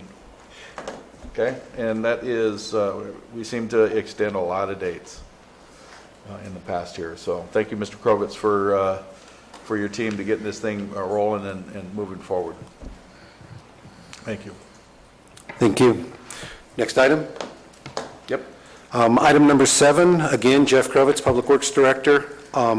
This item is to approve a subdivision improvement agreement between Calaveras County, Simon CRE via Solari LLC as successor in interest to Vosti Properties Incorporated to guarantee completion of improvements associated with the tentative parcel map that was approved in 2013. This is another one of these legacy projects. It was a parcel map for a split. It was initially to construct an AutoZone repair facility, which I assume everybody up on the DS knows more about than I do. And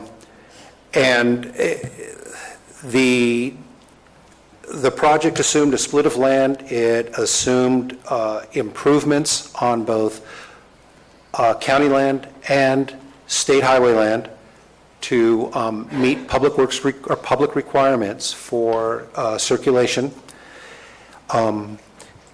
Initially, it was denied by the Planning Commission. It was appealed to the Board of Supervisors. It was approved by the Board of Supervisors. And now the developer or the developer successor in interest to this project is proposing the replacement of an automotive parts place with a Dollar General store.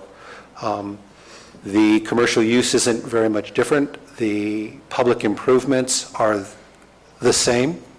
And so what this item does is it establishes a developer's agreement between the county and the developer to secure the improvements and allow the final map to be recorded. Recording the final map gives the developer more ability to borrow money to complete their improvements and open up their facility. To secure the improvements, the public improvements, Public Works generally utilizes a development improvement agreement. For this particular one, we have engineers' estimates of these improvements on county property and on state property in the amount of about $637,000. The agreement requires that the developer agree to complete the improvements prior to April 14, 2017. There can be no changes of conditions that were originally imposed, be it by the Board of Supervisors, the Planning Commission, the Public Works Department, and Caltrans, unless the approving agency or the agency controlling those conditions approve any changes. So essentially, what has been previously approved must be constructed. If the improvements are not completed, the subdivider agrees to allow a couple of options. Allows County Public Works to complete the public improvements based upon the security in this agreement, or allows the county to initiate proceedings to allow a reversion of the final map back to acreage. So it brings it back to a single parcel as where it was before the project started. The requirements of this improvement agreement upon the developer, monthly reports of progress, that would be during construction. The agreement secures the quality of those improvements, meaning that they must be constructed to the standards of the county and county ordinance, as well as standards by Caltrans for Caltrans right-of-way. It requires the developer to provide complete documentation of the construction to us, including as-built drawings electronically. It requires surety or guarantee of the funds in the amount of about 138% of the value of the engineer's estimate. And the reason it's higher is because it costs public agency more to do these types of construction projects than it does the developer. It also requires labor and material bonds before they can begin construction. And finally, it includes indemnification of the county for liability. It requires minimum insurance requirements, and then following with the reporting requirements for those items. So what this is this is a financial guarantee to allow the developer to record their final map and complete the improvements. And I want to caution the audience and the board that this is not an item to discuss the approval of the previous approval of the project, merely the securitization of the final map and those improvements. Any questions? Mr. Chair, I have a question. What's the proposed address of this project? I do not know. It has not yet been assigned. It's It's on State Route 26. No, it's not listed anywhere in the documentation in the board packet. Generally, There's a until... reference to a map, there's no map. There's no reference to a street address or APN number. There are references to But it's APN somewhere on numbers. Highway 26. Good morning, Robert Packinger, Public Works. The Addressing Union and Building Department did issue an address for that site. It's going to be, the roadway is tentatively called Riley Way, I believe it is, and it'll be shown on the final map when that map is recorded. The numbering system is, they've already issued the numbers and so forth. Mr. Packinger, what district is it in? The district. I'm going to help you out. It says 5 on there, but it's in 1. Then It it's says in 5 one. on there, but it's actually in 1. Right. We're going to enter an agreement. You're talking on Highway 26, right next to Senders and between that residence, right? Correct? Right. Does that help out? Yeah, don't worry about it, Mike. Okay. Yeah, we're going to put a story, we just don't know where. My understanding is when the project started, it was District 5. I just want to know if it's in my district. Not any longer. Well, that's partially true because of the store, but the property is the property between Cinders and the house on to the left of it. It's an empty field, basically, so. In Valley Springs. So. We're not in the Dollar General in Mountain Ranch, I don't think. And any other public comments on this, or any public comments on this? Any public comments? None? Okay. Comments from the board? No, I've said we settled it all. But we're not approving the project, to my understanding, correct? We are approving Approving the the, Subdivision. financial, the the map. subdivision map. yep, And the subdivision map is noted in the agreement. yes. It is numbered. Yeah. Just to be clear, it's in District 1. Okay. And if you go by there, you won't see any address yet. So, can I have a motion, please? I move to approve. Okay. I'll second. I have a motion by Supervisor Kearney, a second by Supervisor Ponte. All in favor? Aye. Aye. Opposed? Okay, thank you.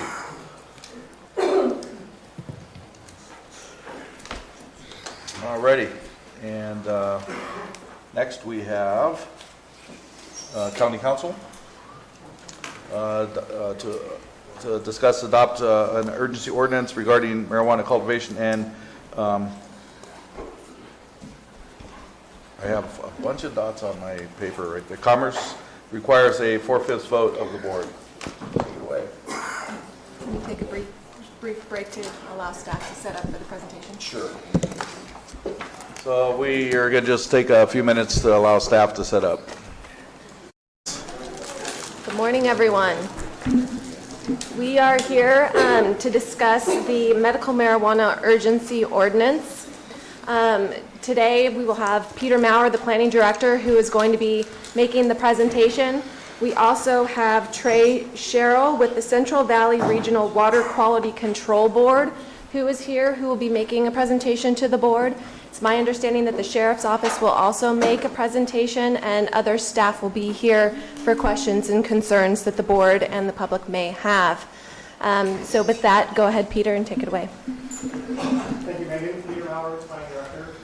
As Megan pointed out, this is a proposed urgency ordinance to provide some full speakers up. Can't hear.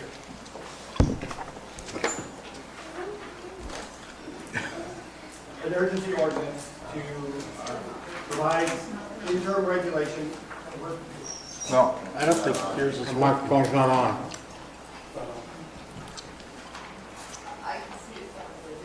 Really? I can't hear it out there. Okay, I will speak as loudly as I can. This is a proposed urgency ordinance to provide some interim regulation for medical cannabis while we are preparing a permanent ordinance and doing the hard environmental review. For a little bit of background, the board held several study sessions last year. Both times, the majority of the board preferred that we would regulate medical cannabis rather than ban it. We continued the study session, and during the time, essentially, what we did was give passive approval for those who are here. And this is sort of where we've reached the dilemma that we have right now of a lot of people coming to the county to cultivate marijuana and the issues associated with that. And that's what we hope to address today. In January, MRSA, Medical Marijuana Regulatory and Safety Act, went into effect. There was at that time a March 1st deadline to adopt regulation, otherwise the state requirements would go into effect and would supersede any local regulation. Some of the options were to either ban it or to regulate it. Again, the county decided that we wanted to regulate it, not ban it, although most of the counties and all of those surrounding us have bans in place, either permanent or temporary bans, which has caused a lot of interest in Calaveras County because of that.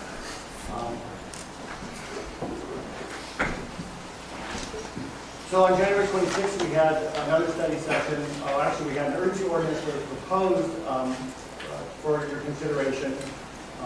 Again, it was to allow cultivation and regulation of both cultivation as well as all the various commercial activities allowed under MRSA. There were an understanding that legislation was going through the state that would eliminate that deadline of March 1st. And at that time, the board said, this is too much to adopt an urgency measure. Set up another study session, and with the hopes that the deadline would be lifted. And so the study session was set for February 16th, which was one that we held at the town hall. Very widely participated in by a number of people in the community. Between the urgency ordinance hearing and the workshop, AB 21 passed, which removed the deadline, that also removed our ability to adopt an ordinance as an urgency measure because the urgency was no longer there. So any regulation that we want to put in place needs to go through the normal zoning ordinance amendment process through the planning commission, subject to CEQA. It's extended the time frame for adoption of an ordinance. Again, as I said, most counties have already adopted ordinances prior to that deadline being lifted, and those grounds have been. So we had the study session on the 16th of February. It's a long day. A lot of issues were addressed. We have a long list of questions that we asked the board for direction on. You gave us direction on those issues, and directed us to prepare an ordinance consistent with that direction. County Council and I started working on a draft ordinance and looking at the process we need to go through. We came to the conclusion that we needed to do an EIR under CEQA. The one thing that we're trying to do is make sure that our ordinance dovetails with the state regulations very closely, so that there isn't a conflict between what we're allowing and what the state may allow.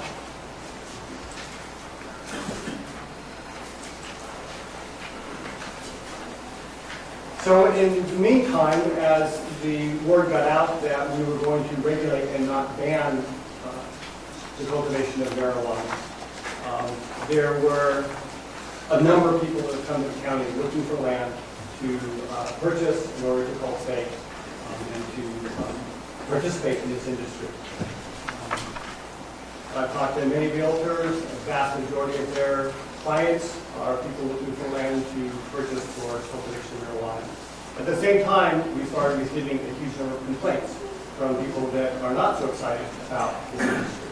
And that's the conflict that we're addressing and we're trying to resolve at least today.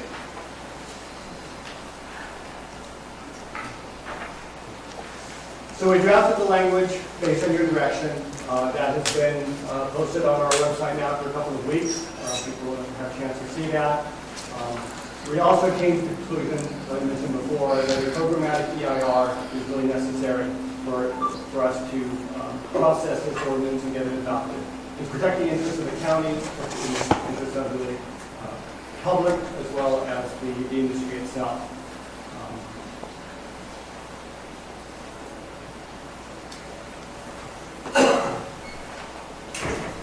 And the real issue that we've had is that there have been a number of growers in the county, some for a number of years. It's been expanding to some degree lately, and we've seen a marked expansion of that in recent months. one of the things that we will be looking at through the EIR process is, what are those impacts? We've already identified some that we are clearly aware of. Water, potential water impacts, noise, traffic, smells, all those things we can look at and hopefully come up with some mitigation at a programmatic level, so that as we process the applications for conditional use permit or the zoning clearance, that we'll be able to apply those standard requirements and simplify the process. At the same time, protecting the environment, protecting the neighborhoods, protecting the residents here that are involved in the industry. But we've seen a huge influx.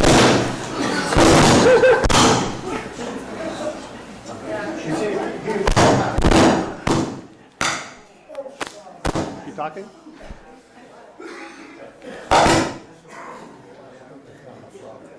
How's it working now?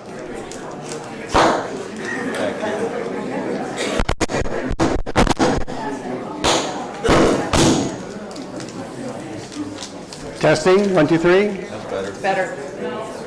That's going through. Finally got on. Keep going, okay.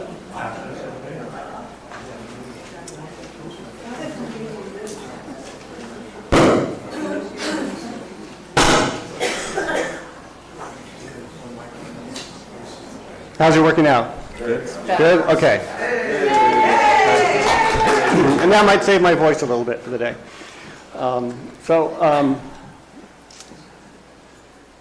Where was I? Looking at the various environmental effects that might be associated with this industry, and as how we are going to regulate it, what the ordinance allows or won't allow, and how we can adopt standards to control those impacts and again protect the environment, protect the public interest and welfare. Another issue, now it works. One of the other things that the board made clear on the 16th was that you were interested in placing a tax on the ballot so that revenue can be generated from this industry to help support the county's function. In order to have a tax on the ballot, we need to have regulations in place. What is it that we are taxing? And that's also a part of the ordinance that we will be adopting. But until we have something, we can't even get the tax on the ballot. So that's an important step in this process, is making sure that we have some sort of regulation in place so that we can then base our tax measure on that. And I defer to Megan if there's more specific questions about how that all works.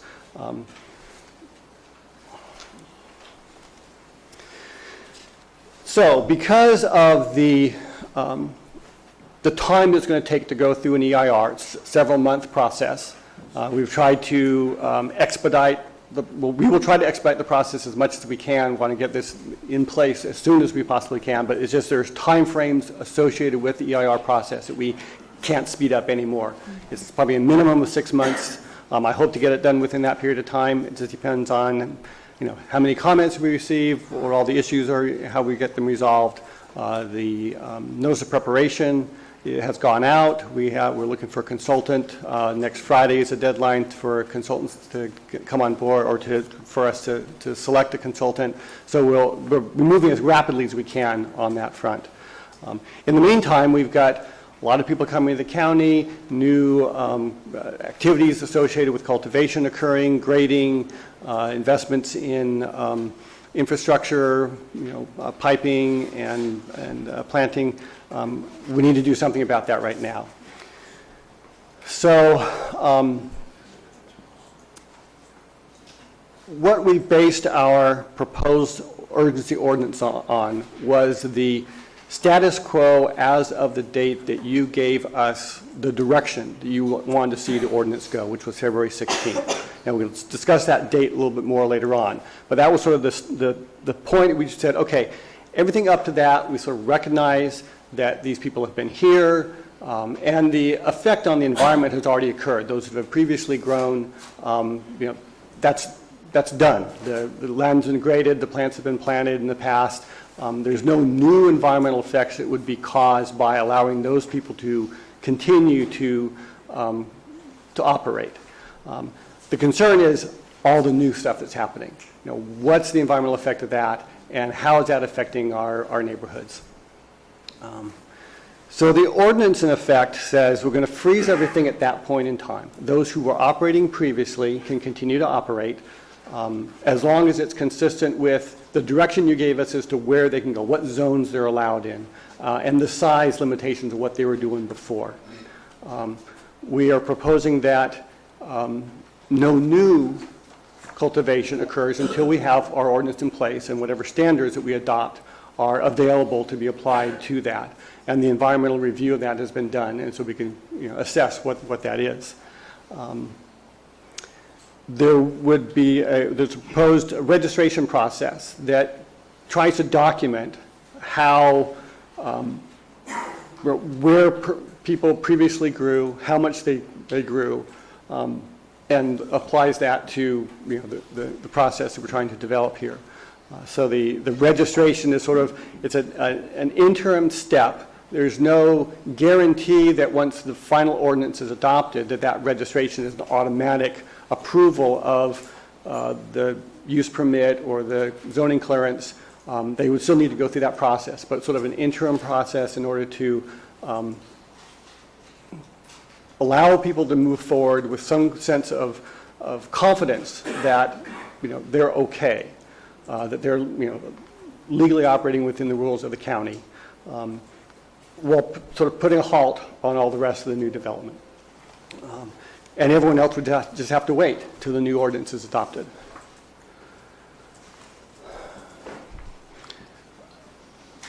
I think the primary difference is that the new ordinance will allow a lot of new cultivation to occur, as well as the other commercial activities of distribution, manufacturing, those kinds of things.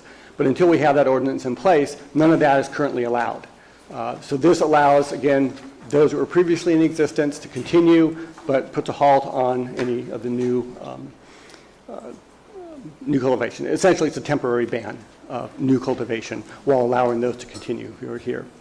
One of the other regulations that is both in the proposed permit ordinance as well as this is someone must live there must be a permanent residence on the property in order to cultivate. It can't just be raw land.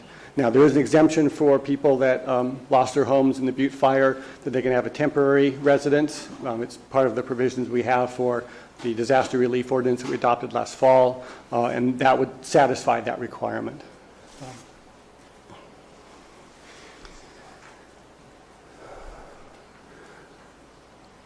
The requirements for this registration is probably less than what we would normally see with a permanent permit of some sort. But we still want to try to document as best we can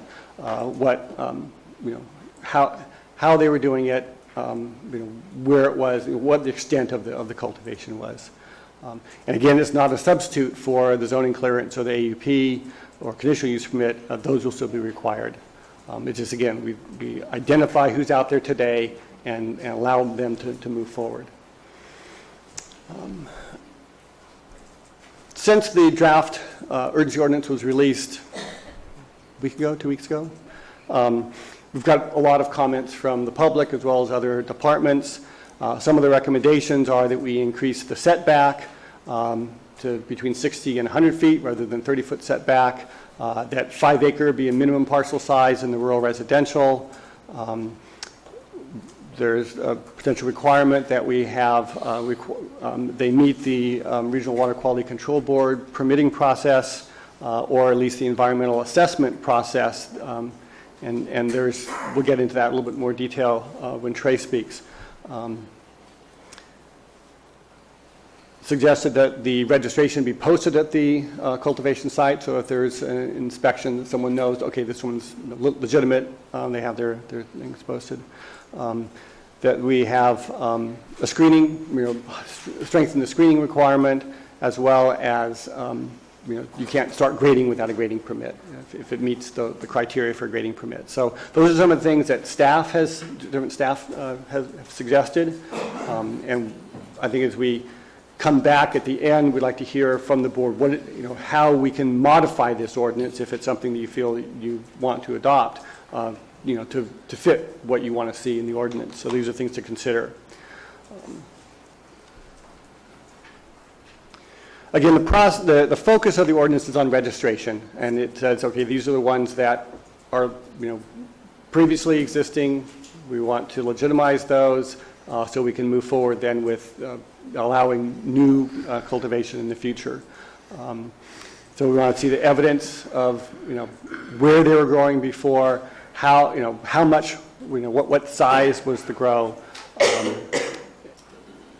and that they're consistent with the direction that you gave us is what you want to see in the permanent ordinance. So if there's a zone that's not going to allow cultivation, that would not be allowed to be registered. So let's say they're in an R1 zone and they're growing, and I'm being a little wild here, but want to grow 5,000 square feet of cannabis in an R1 zone. That's not something we're going to allow in the future, so we certainly wouldn't want to allow it now. They would need to wait and find a new location. We've tried to build in some incentives so that people do register, and that sort of puts them in, first in line for when they can apply for the permanent permit when the ordinance is adopted. And if they don't comply, so a little bit of carrot and stick here, if they don't register, then they're less likely to get approval later on.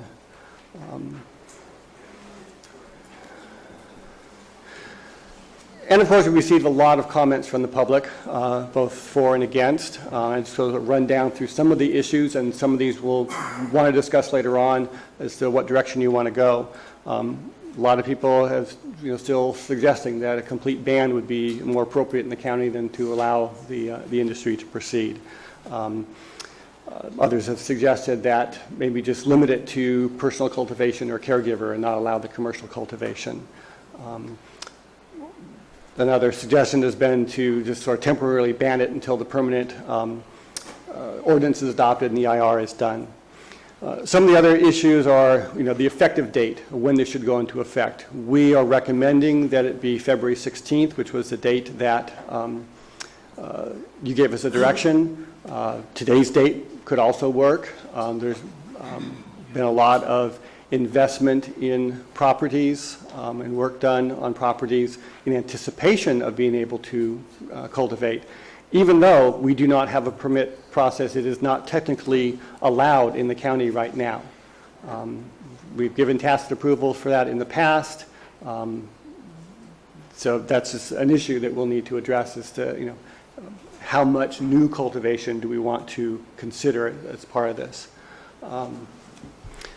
Suggestions that, the prior harvesting may not be necessary. Some people lost their crop last year in the fire, and so they weren't able to harvest. I think we've already, been making some modifications to the language that looked at, that maybe harvesting isn't necessarily a criteria, but again, there's something to consider is that as long as they were cultivating on the site, they didn't necessarily have to harvest it in order to qualify. And then there's the whole issue of, a lot of people have been buying land or in escrow right now to buy land, and should they be allowed to register even though they didn't grow last year. The Regional Water Quality Control Board has some requirements that are in place already today that some have suggested is sufficient to address any water quality issues, and that there may not be a need to be concerned about water quality because of these regulations are in place at the state level already. So that's another consideration. A lot of the folks that lost their homes in the Butte fire have also moved to new location. And so one of the suggestions was that we allow Butte fire victims to be able to relocate their cultivation, again, as long as it's consistent with the direction of the board on where cultivation could occur, and they can document that they previously had grown somewhere else. And that would be limited to just the Butte fire victims. Some of the other concerns would be violations of the ordinance, whether they are punishable civilly or criminally, and how we might address fees and fines. So to sort of wrap things up, the board gave us direction to prepare an ordinance. what you wanted in it. We're working on that right now.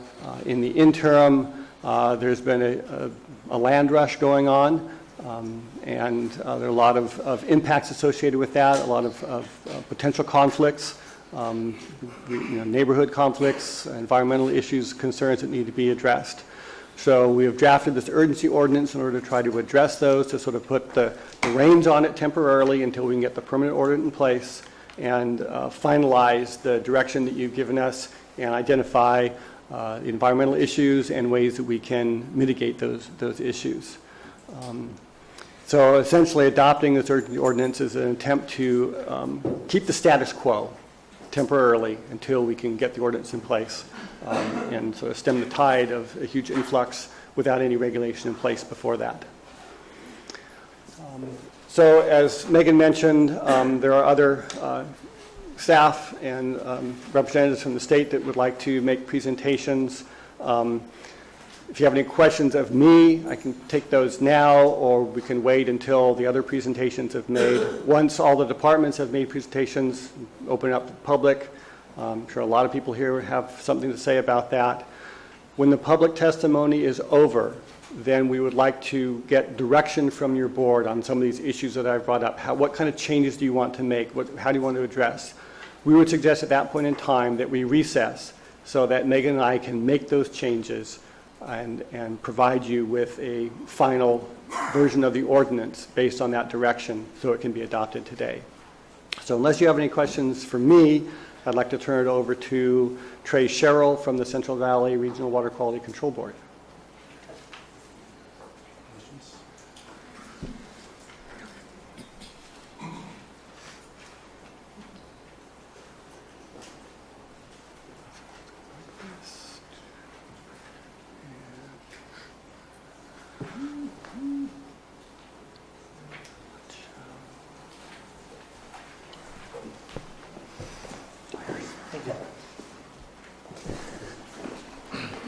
Hi, my name is Trey Sherrill. I'm an environmental scientist with the Central Valley Regional Water Quality Control Board Cannabis Cultivation Waste Discharge Regulatory Program. And before I get started my presentation, I'd like to thank Supervisor Wright for inviting me to be here today and all the board members for giving me their time today. So I'm here to present on the waste discharge requirements general order for discharges of waste associated with medicinal cannabis cultivation activities, or just general order for short.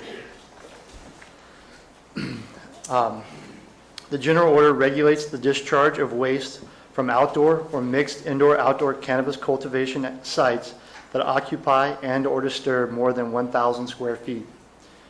The general order does not authorize, endorse, sanction, permit, or approve the cultivation, use, or sale of cannabis. I would also like to add that the general order predates the Medical Marijuana Regulation and Safety Act and went into effect upon its adoption by the Central Valley Water Board on October 2nd, 2015.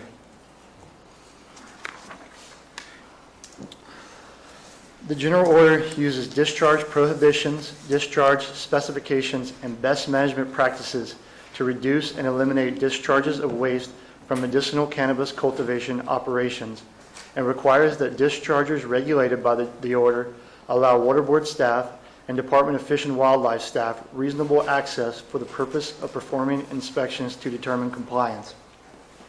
An example, I've put up some examples of where discharge prohibition is. You can't discharge hazardous waste. Example of a discharge specification is that to be covered in the general order, a cannabis cultivation operation must be more than 100 feet from a surface water body.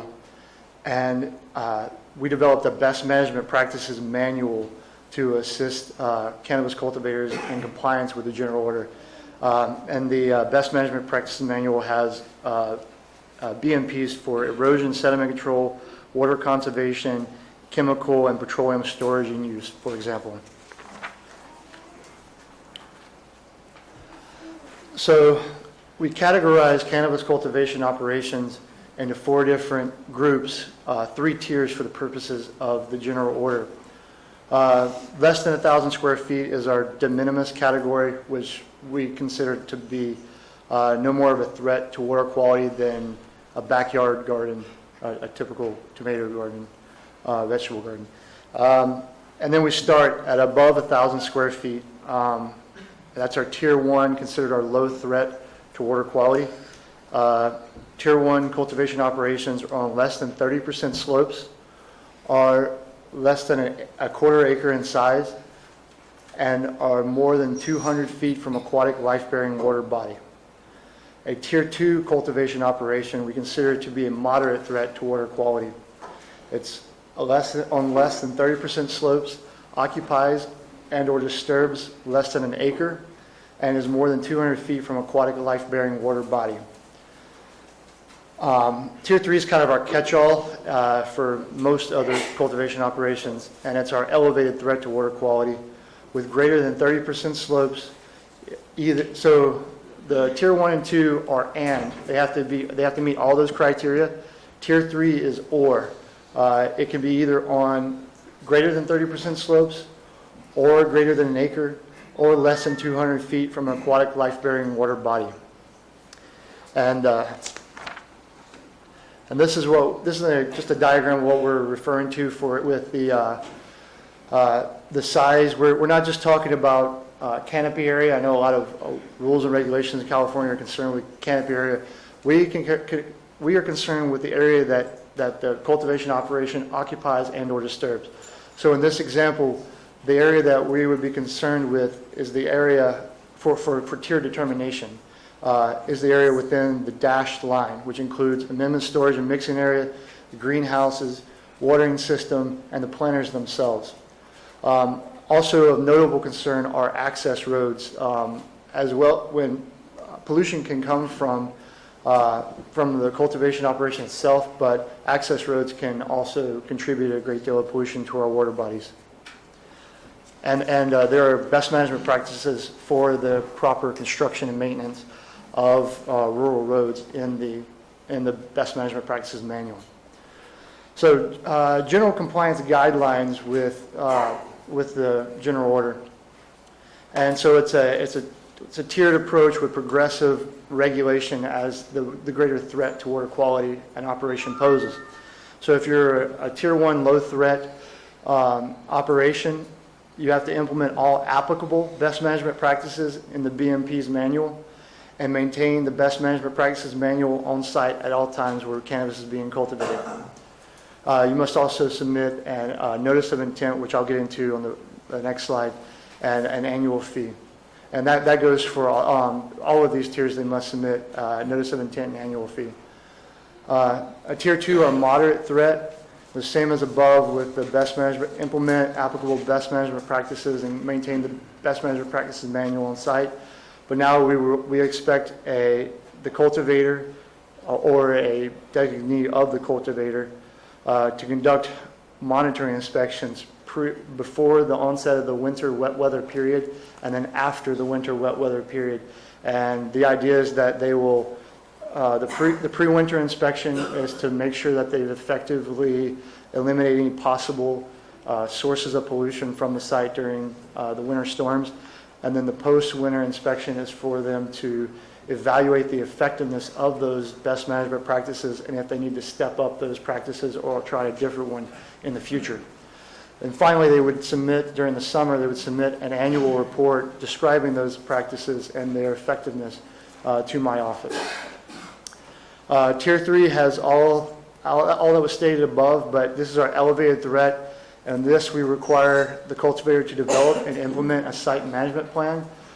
Site management plans, we don't have a very strict definition of that because it's going to require a lot of interaction between water board staff and the cultivator to develop. And in most cases, the cultivator would need to hire someone who has some kind of license through the state of California to effectively implement erosion control, among other things. So, cultivators submit a notice of intent to the Central Valley Water Board to obtain coverage under the general order.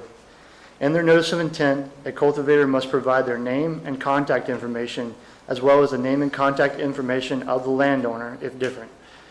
They must also provide the assessor's parcel number for the property on which they will be cultivating and the tier category under which their operations fall.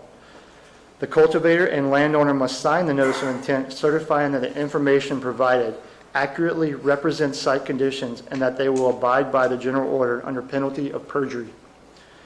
If a cultivator is seeking coverage for an operation that did not exist prior to October 2nd, 2015, they will need to complete an environmental compliance assessment, which I will explain in detail in the next slide.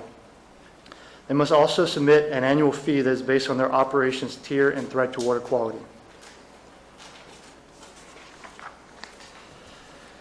The environmental compliance assessment should be conducted prior to site development, and the cultivator may need additional permits, such as a Section 404 or 401 permit from the Army Corps of Engineers for any development that could affect a wetland or navigable waterway, a lake or streambed alteration agreement from the California Department of Fish and Wildlife for substantial alterations to the flow, bed, bank, or channel of any river, stream, or lake, a valid water right for diversions and or storage of water from any river, stream, or lake, a timberland conversion permit from the California Department of Forestry and Fire Protection if site development would result in the removal of a commercial tree species, or grading, building, and or cultivation permits if required by the county in which the operation is to be developed. Cultivators must also have a biological site assessment prepared by a qualified wildlife biologist to determine if the development will impact any sensitive biological resources, such as wetlands, streams, or habitats for special status species, and a cultural resources inventory prepared by a qualified cultural resources professional to prevent the disturbance and destruction of cultural resources, sources such as human remains and Native American artifacts during site development. Excuse me.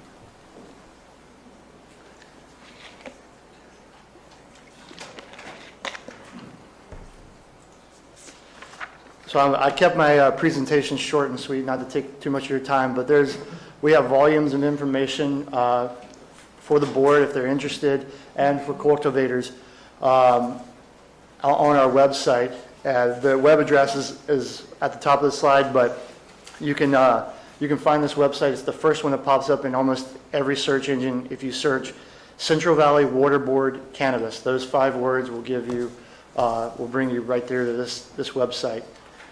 And I'm here to answer any questions if you have any questions about our general order. Could you discuss how you're going to actually enforce this?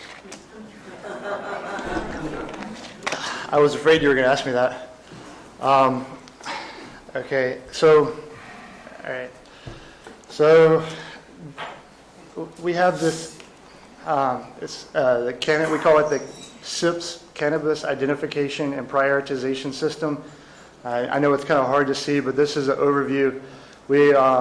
When the program was developed, the governor gave us $200,000 to develop a program to track long-term trends in the cannabis industry, and so the idea was to use this technology to leverage staff resources and to quantify the scale of cultivation. This is so we started out in the far northern third of the state. We've mapped approximately 9% of the state of California. We expect additional resources out of the next governor's budget, and there's a lot of interest in other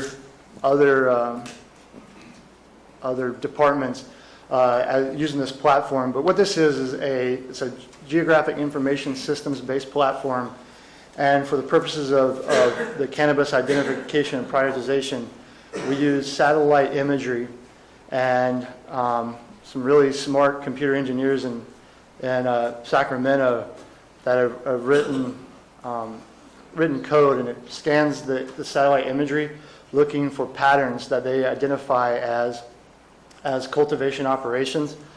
And then this is what we call a heat map that you can see, and where those circles are, there's numbers. The Feather River is the one to the far right, and there's 1,370 cultivation operations in the Feather River watershed. We're doing this on a watershed scale, and Calaveras is. I am going to elevate Calaveras River, Mayo-Moqualamy River, as well as some other areas of the state to have this analysis performed on. But basically, what it gives us is this is if you can see the red polygons are outlines of a cannabis cultivation operation. Now, this is not the satellite imagery for this purpose.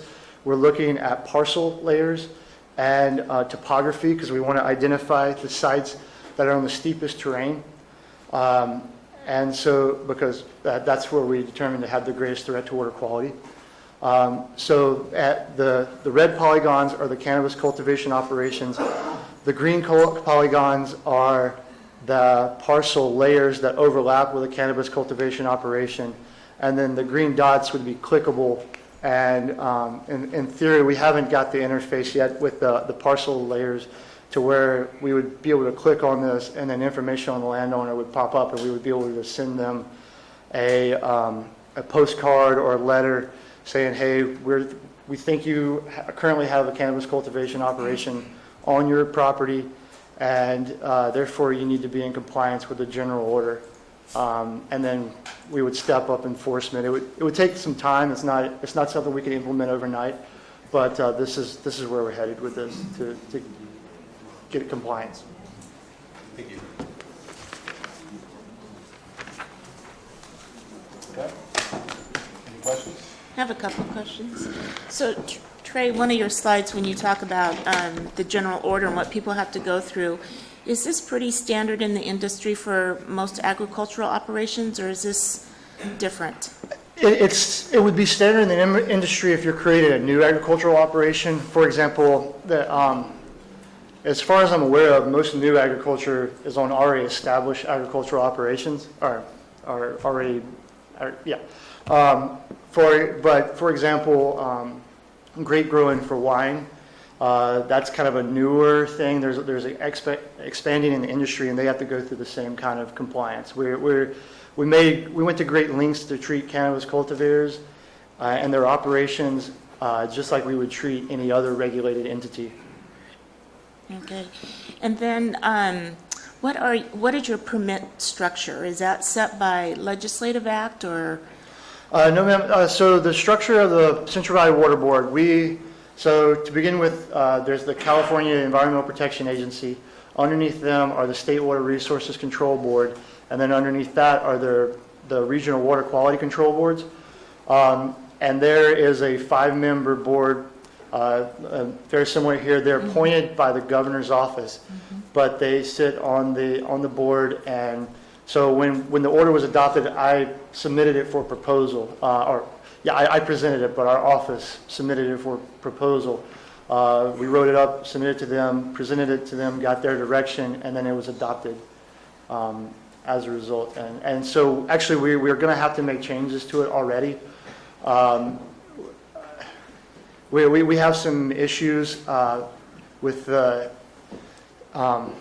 so the state of California and the Medical Marijuana Regulation and Safety Act declared for specific purposes marijuana to be an agricultural commodity. Those purposes did not extend to like zoning and to give it exemptions from the Clean Water Act, for example. However, there's debate as to was there clear direction that this is going to be treated as an agricultural product. So anyways, we're trying to address that, and we're going to need to adjust the general order as a result of that determination. And then we're also going to need to, we may need to adjust the order following the November proposition, should there be a proposition allowing adult use of cannabis. And the title as it stands now is for discharges of waste associated with medicinal cannabis cultivation activities. I would suspect that we would just drop out the medicinal and apply this to the recreational cannabis cultivation, but I don't know, and that'll be for our board to determine. Okay. And is your department fairly newly created because of state law? No, we've been, we've had a pilot project in Northern California, which is why the SIPs had only looked at far Northern California. Since 2013, we've been working a great deal with the Department of Fish and Wildlife, with their wardens and scientists. We have this is only half of our program. There's an enforcement aspect, and that's where we interact mostly with Department of Fish and Wildlife. And that's the other half of the group. And that's been going on since 2013. We've been looking for the most egregious cannabis cultivation operations with the greatest threats or greatest detrimental impacts to water quality. And we've been prosecuting. We have two administrative civil liabilities that have gone through. Both penalties were more than $100,000. And we have, I can't even keep track of how many cleanup and abatement orders we have going through the pipes, and some of those are going to be, the cultivators are not complying and working with us to clean up their sites, so we're now moving forward with, in the penalty phase essentially, and so there'll be substantial fines or penalties leveraged against that. Okay. And how long does it take on the average for a permit to go through your process with your agency? That is changing daily because it used to take, well, for tier one, it's really quick. I just go in, I look at the site on SIPS, or if SIPS hasn't analyzed the site, I just use my mapping software and talk to the cultivator. That's really quickly. We could turn those over in less than a week. Tier 2 takes a little bit longer, maybe 2 weeks. Tier 3, because there's substantial interaction between the water board staff and the cultivator in that site management plan, I can't give you an estimate. It could be 2 weeks, it could be 2 months, it could be 2 years, if depending on what the issues are. Right. What the issues are for that particular site. Based on those studies and things that they have to do. Exactly. Okay. All right. Well, that was for a review on our side. It takes, that environmental compliance assessment takes a lot more time on the cultivator side. Once it gets to our office, we can spit it out or turn it around 2 weeks. Now, if we get a flood, we've, for example, in Yolo County, passed an ordinance a couple weeks ago that required compliance with the Central Valley Water Board's general order. And we've gotten a lot of notices of intent recently from Yolo County, and so we'll if we get a flood of notices, it's gonna take a little bit longer. Slow down. Okay. Yeah. All right. Thank you. Sure, I have a question. Do you share your information with other agencies as far as enforcement? We share our information with Department of Fish and Wildlife, and I think you're referring to law enforcement? Correct. Okay, and when it comes to law enforcement, the wardens interact with the sheriff's office or whatever other local law enforcement there is. We also, in other counties, they have an environmental task force, environmental crimes task force, and we attend regularly scheduled meetings of the Environmental Crimes Task Force. They share information with us, sites that they're aware of, that they believe. We have a streamlined and effective process for bringing cleanup and abatement orders to an entity, as well as for the penalties that come afterwards if they do not comply with the cleanup and abatement order. And so a district attorney, for example, could take an environmental crime to before in court and pursue for those penalties. However, they typically put environmental crimes below, rape, murders, things of that nature, and so we take those when they have a really egregious violator that the environmental task force is aware of. They bring that to us, and then we'll take the ball and run with it from there. And we work with code enforcement a lot, because sometimes the development of a cannabis cultivation operation the development itself is not in violation of any law, but if there's a discharge from that site, that would be a violation of water quality law. However, their code enforcement will find things that need to be addressed on this, such as building permits and a grading permit or something on that. I'm looking at a press release issued by your agency on the 18th of March of this year, where a cultivator was in Shasta County, ordered to pay a $100,000 fine for water quality violations, plus $95,000 remediation fees. Sir? Contact the Franchise Tax Board of the state of California or the IRS on all this, because someone subject to those kind of fines, you kind of wonder what would be happening. I know criminally we would probably do that in narcotics type investigations. That would be up to an entity such as that. We only care about protecting the resource as an agency. We're protecting water quality and water resources of the state of California. Thank you.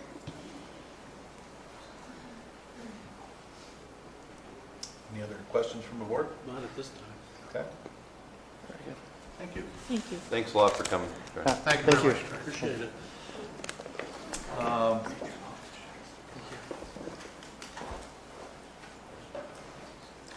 So I guess we can enter into the public comment period. Sheriff. Sorry. Sheriff, Next. Sheriff? Sorry. Captain Lucio.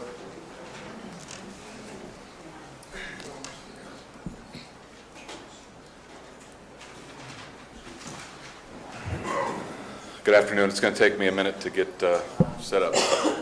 Okay.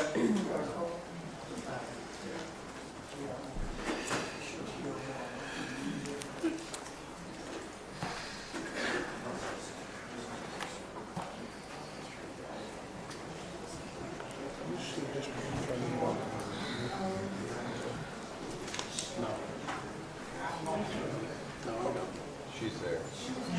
Yeah, she's in the very far corner. She's here? Sitting in the corner. Yeah, I can't see her. You put her in the corner? She put herself there. She's been bad. Time out.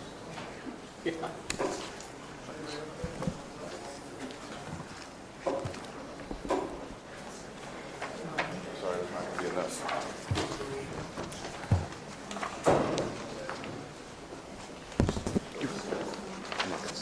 Okay. Yeah.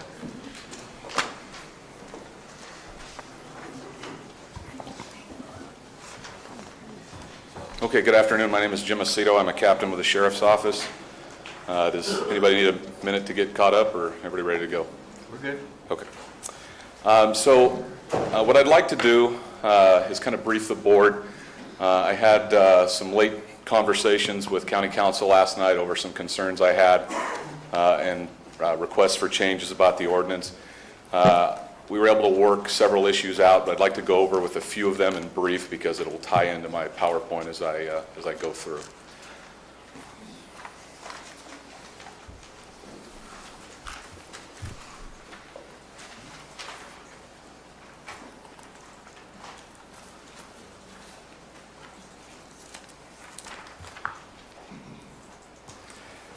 It's on page 8 of the ordinance, section 8. I just requested that when it talks specifically to cost of enforcement or enforcement costs, I believe we need to be able to allow to charge for any storage of evidence or rental of equipment necessary to abate the marijuana issue. That goes for code enforcement as well. There's just a list of things whereby you could obtain cost recovery, and I want to make sure those are included because those costs could increase. Under the definition of Section O, and it may not necessarily need to be addressed under that definition, but under Section O of the same page, you won't need to refer to the PowerPoint right now. One of the problems we're encountering, and I'll talk a little bit about it in the PowerPoint, is individuals living in tents, campers, buses, shanties, and shacks. And while it talks about the requirement of a permitted dwelling on the property in order to be allowed to cultivate. We're going to talk a little bit today about site brokering and those renting out their property to allow others to live in these substandard structures or camping while they're cultivating marijuana. So I want to make sure we address that in the ordinance.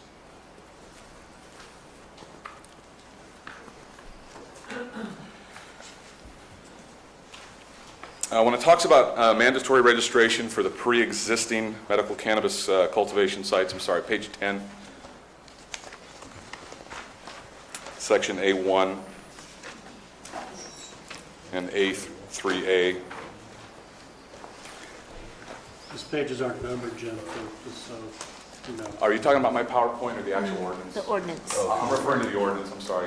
I'm referring to the ordinance, not my PowerPoint. PowerPoint will come after I go over in brief the ordinance.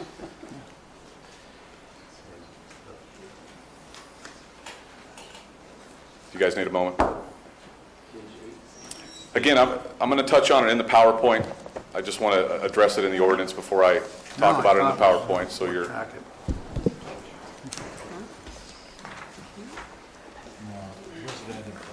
You give us a moment, Captain. What was the section again, Jim? In the packet, it's on packet page 159, is section 17.95.165.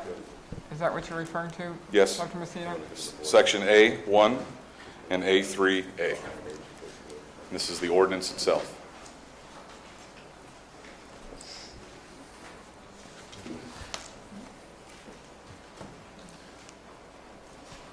Thank you.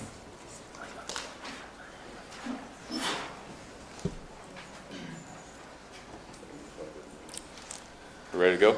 Yes. Thank you.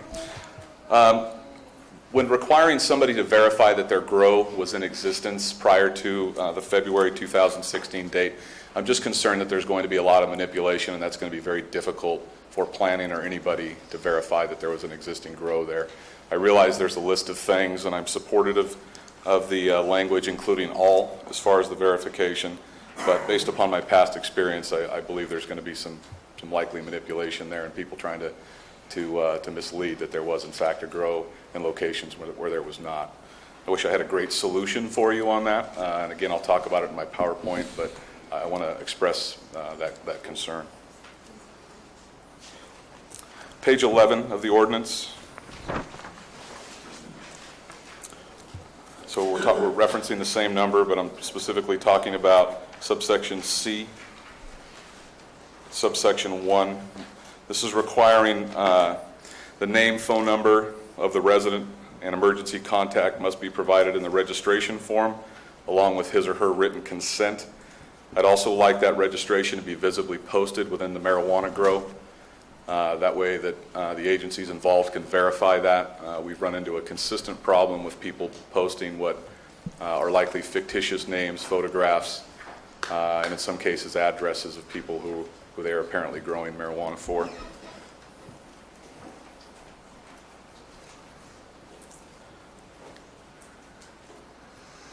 Subsection C, I would also like to include the name and address of the owner for verification purposes, so the property owner. We'd like that posted at the grow. Subsection 2, and I'll point out this is where County Council and I, we had a long discussion about this. It says a signed contract. These are who the folks are growing for. A signed contract with a medical cannabis dispensary, distributor, or other medical cannabis business which contains evidence that it was fully executed prior to February 16th. I requested that be a Calaveras County business. That was in order to avoid Calaveras County being a large-scale exporter of marijuana across the country. That complicates things and could lead to additional calls for service to our office relating to the transportation or trafficking of marijuana. So if the marijuana was growing here, was staying here within the Calaveras County business, I believe it would significantly reduce or shrink the size of and the amount of marijuana being cultivated. I think council's concern is that it interfered with some commerce code. While I respectfully understand that, it's just an area of disagreement.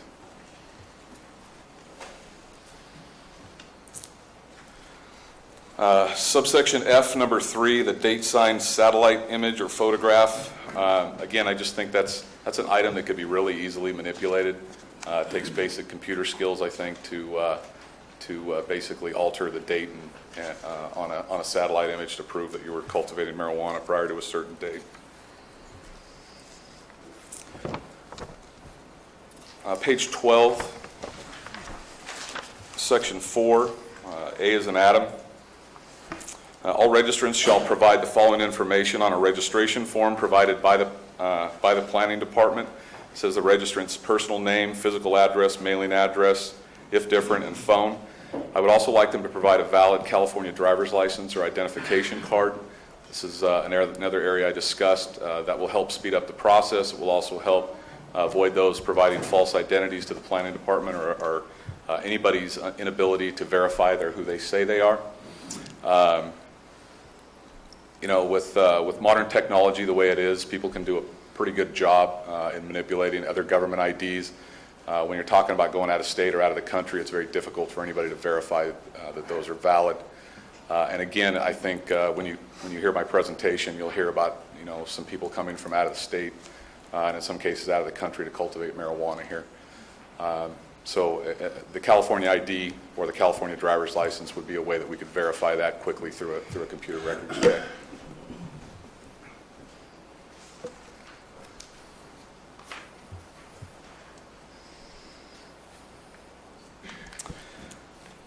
Page 13.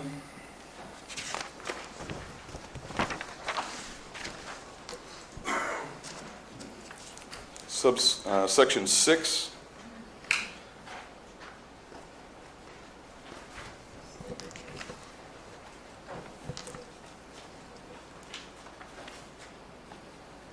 We're talking here about if somebody exceeds the allowance of plants or the canopy size, or somebody's basically in violation.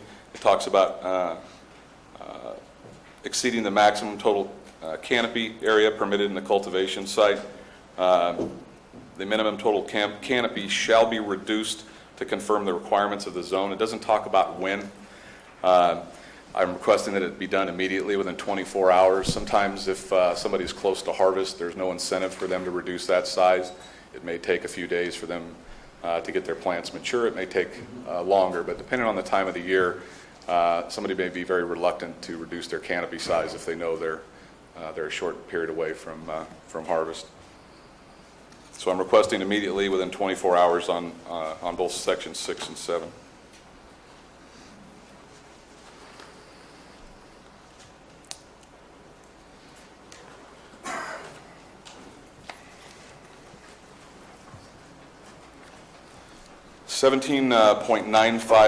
Page 14, 17.95.170. Again, I talked with County Council about this last night, and the language in number 3 stating that registration was an error or was accomplished under false pretenses. I want to make sure that the board's aware, and I asked to strengthen that language up specifically to address dishonesty in providing false information. Again, I'm trying to get ahead of a problem. We've already had an issue in this county with somebody providing false information about a marijuana project, and it took us several years to mitigate that. So I would like to get ahead of that and make sure that that's a reason for revocation.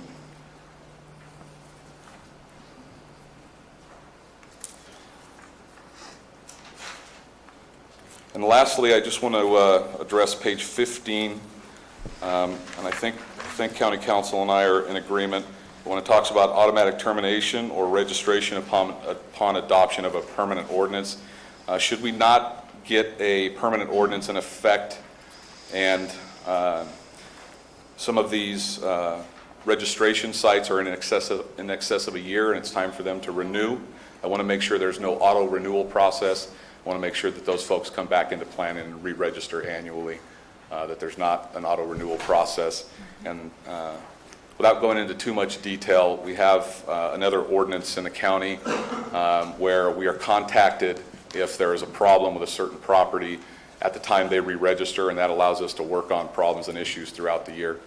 And if there's an auto renewal process, we may not be notified, nor we may be able to comment on the registration. And so it would require planning to contact us prior to renewal. Okay, those are my comments regarding the ordinance itself. I'm going to move on to the PowerPoint. So when I originally reviewed the ordinance, obviously I wanted to look at the operation of how that ordinance is going to take effect. I wanted to make sure I had a clear understanding of it, and more importantly, I wanted to make sure the board and the public had a clear understanding of what this ordinance looks like. Because it's clearly one thing to put it on paper, but when you're actually going to operate and enforce the ordinance, there's some bugs that come up, and some of them could be huge problems. Some of them could be resulted or fixed with some communication. So the board has options, obviously, to adopt the urgency ordinances before you today. You still have the option to ban cultivation, and you have the third option of leaving the existing ordinance. I'll conclude with the Sheriff's Office recommendations, but I wanted to kind of provide you with a brief overview and remind you of your options. Next slide, please, Peter. Okay, so what marijuana cultivation and registration looks like.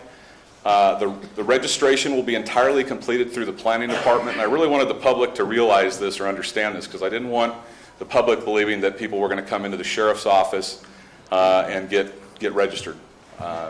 They're going to come to the planning department. Planning department is going to approve the registration card and issue, or approve the registration and issue a registration card, not a permit, not a right, it's a registration card. Complaints of cultivation inevitably are going to come into the Sheriff's Office. Most people still believe that that complaints relating to marijuana should go to law enforcement. So that's going to take a kind of a large effort in educating the public that the party responsible for investigating a land use issue and an ordinance issue is not necessarily the Sheriff's Office responsibility. The Sheriff's Office will transfer those calls, but keep in mind, and I do want the public to know, if those calls come in after hours, land use departments do not work 24 hours, so those calls will have to be transferred and they won't be addressed at least until the next day. Code enforcement is probably going to check with planning to see if the complaint location is registered. If the complaint location is registered, and I really don't know the answer to this question, but does code enforcement stop there, or do they further investigate the complaint? Now, in some regard, there may be comments made during that complaint that may force code enforcement to respond and take a look at the complaint. But it's very difficult when you're talking to somebody who's complaining about marijuana and you say, well, how big is it? Well, I don't know. I'm not going over there and looking. Are you crazy? So it's going to take some verbal investigation. It's not going to be, a quick, concise process. And if nobody responds and that original call comes into our office, then who's going to respond to that complaining party and address that issue? And again, the reason I'm asking those questions is because that initial call is often going to come into the Sheriff's Office, and I don't want it looking like we are asleep or not addressing the community's needs or their complaints.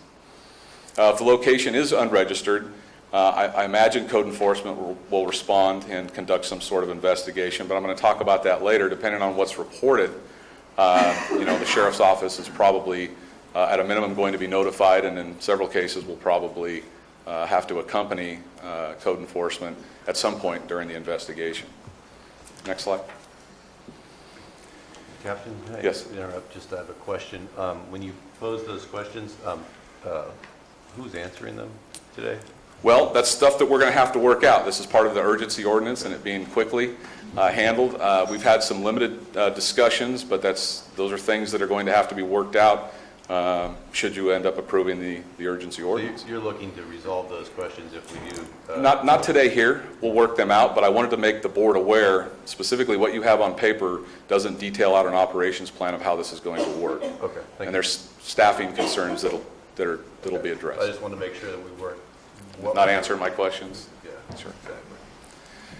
So there were some red flags, and I talked to you about dishonesty and manipulation of the ordinance, and I specifically talked about the definition in Section O. And I want to talk about site brokers specifically. Site brokers is a term that's been around for a while, and it's people who rent property out to others to basically cultivate marijuana or manufacture methamphetamine or conduct some other criminal enterprise, while there's a legitimate reason to site broker out a piece of property to conduct some other business. For purposes of today, we're going to talk about controlled substances. So this has been around for a while. We've had drug cartels here where the property's been site brokered. That is something that is occurring today, and it's actually, we've seen an increase in that as it relates to the cultivation of marijuana. Some of those folks are living in the home that's on the property. Some of them are not. Some of them are living in trailers and tents and these campers and shacks, and those are not very safe to approach from an officer safety or staff standpoint.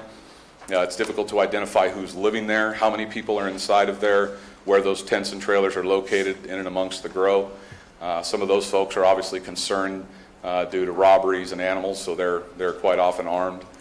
So I want to make the board and the public aware that that's occurring, and it's a concern that I have in the ordinance that I want to emphasize up front.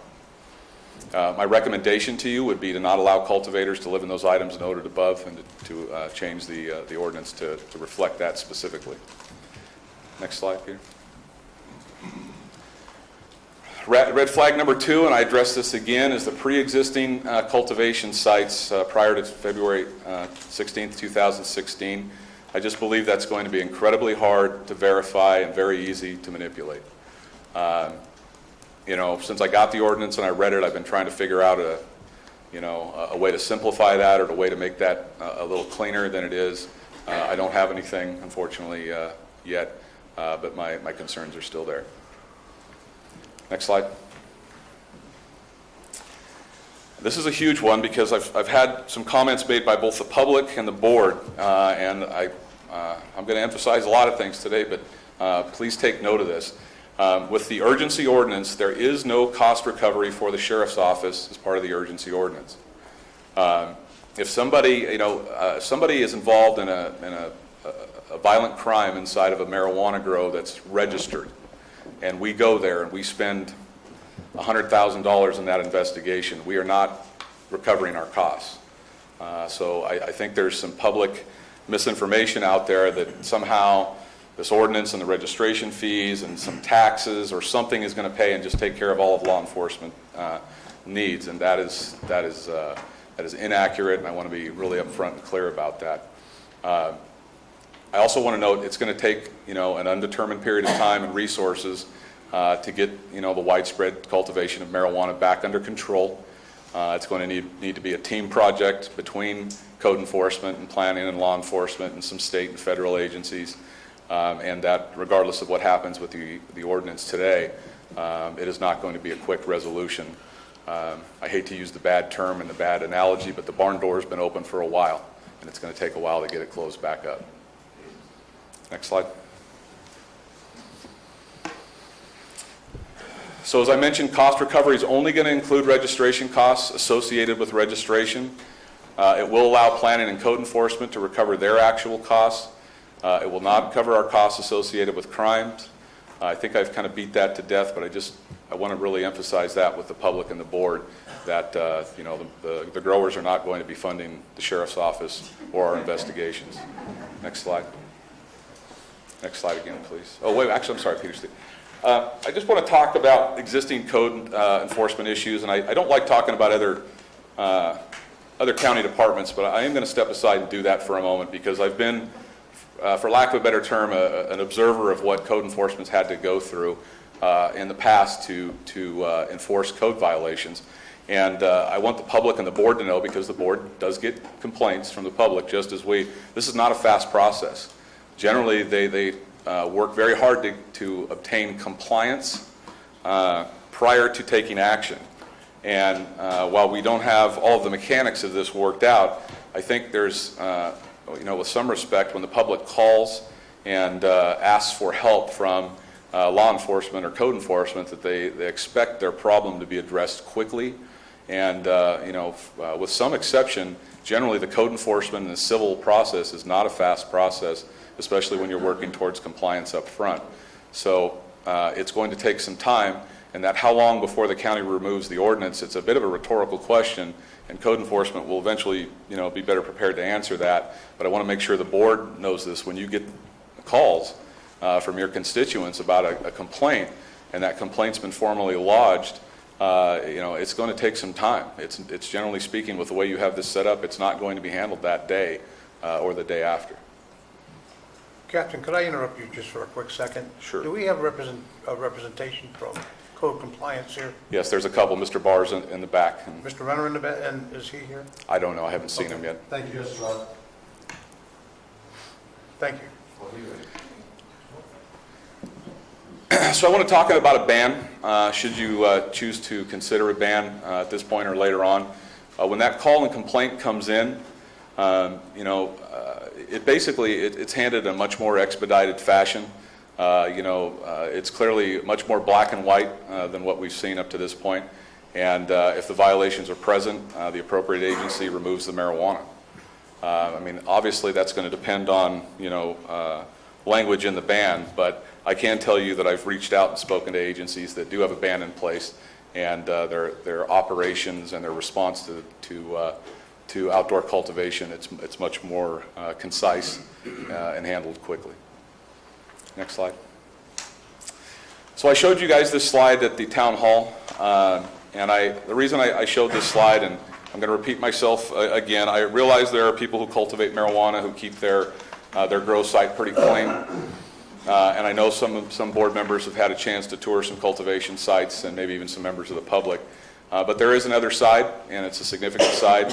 And this is the living quarters of some growers within the county. And we do see this quite a bit.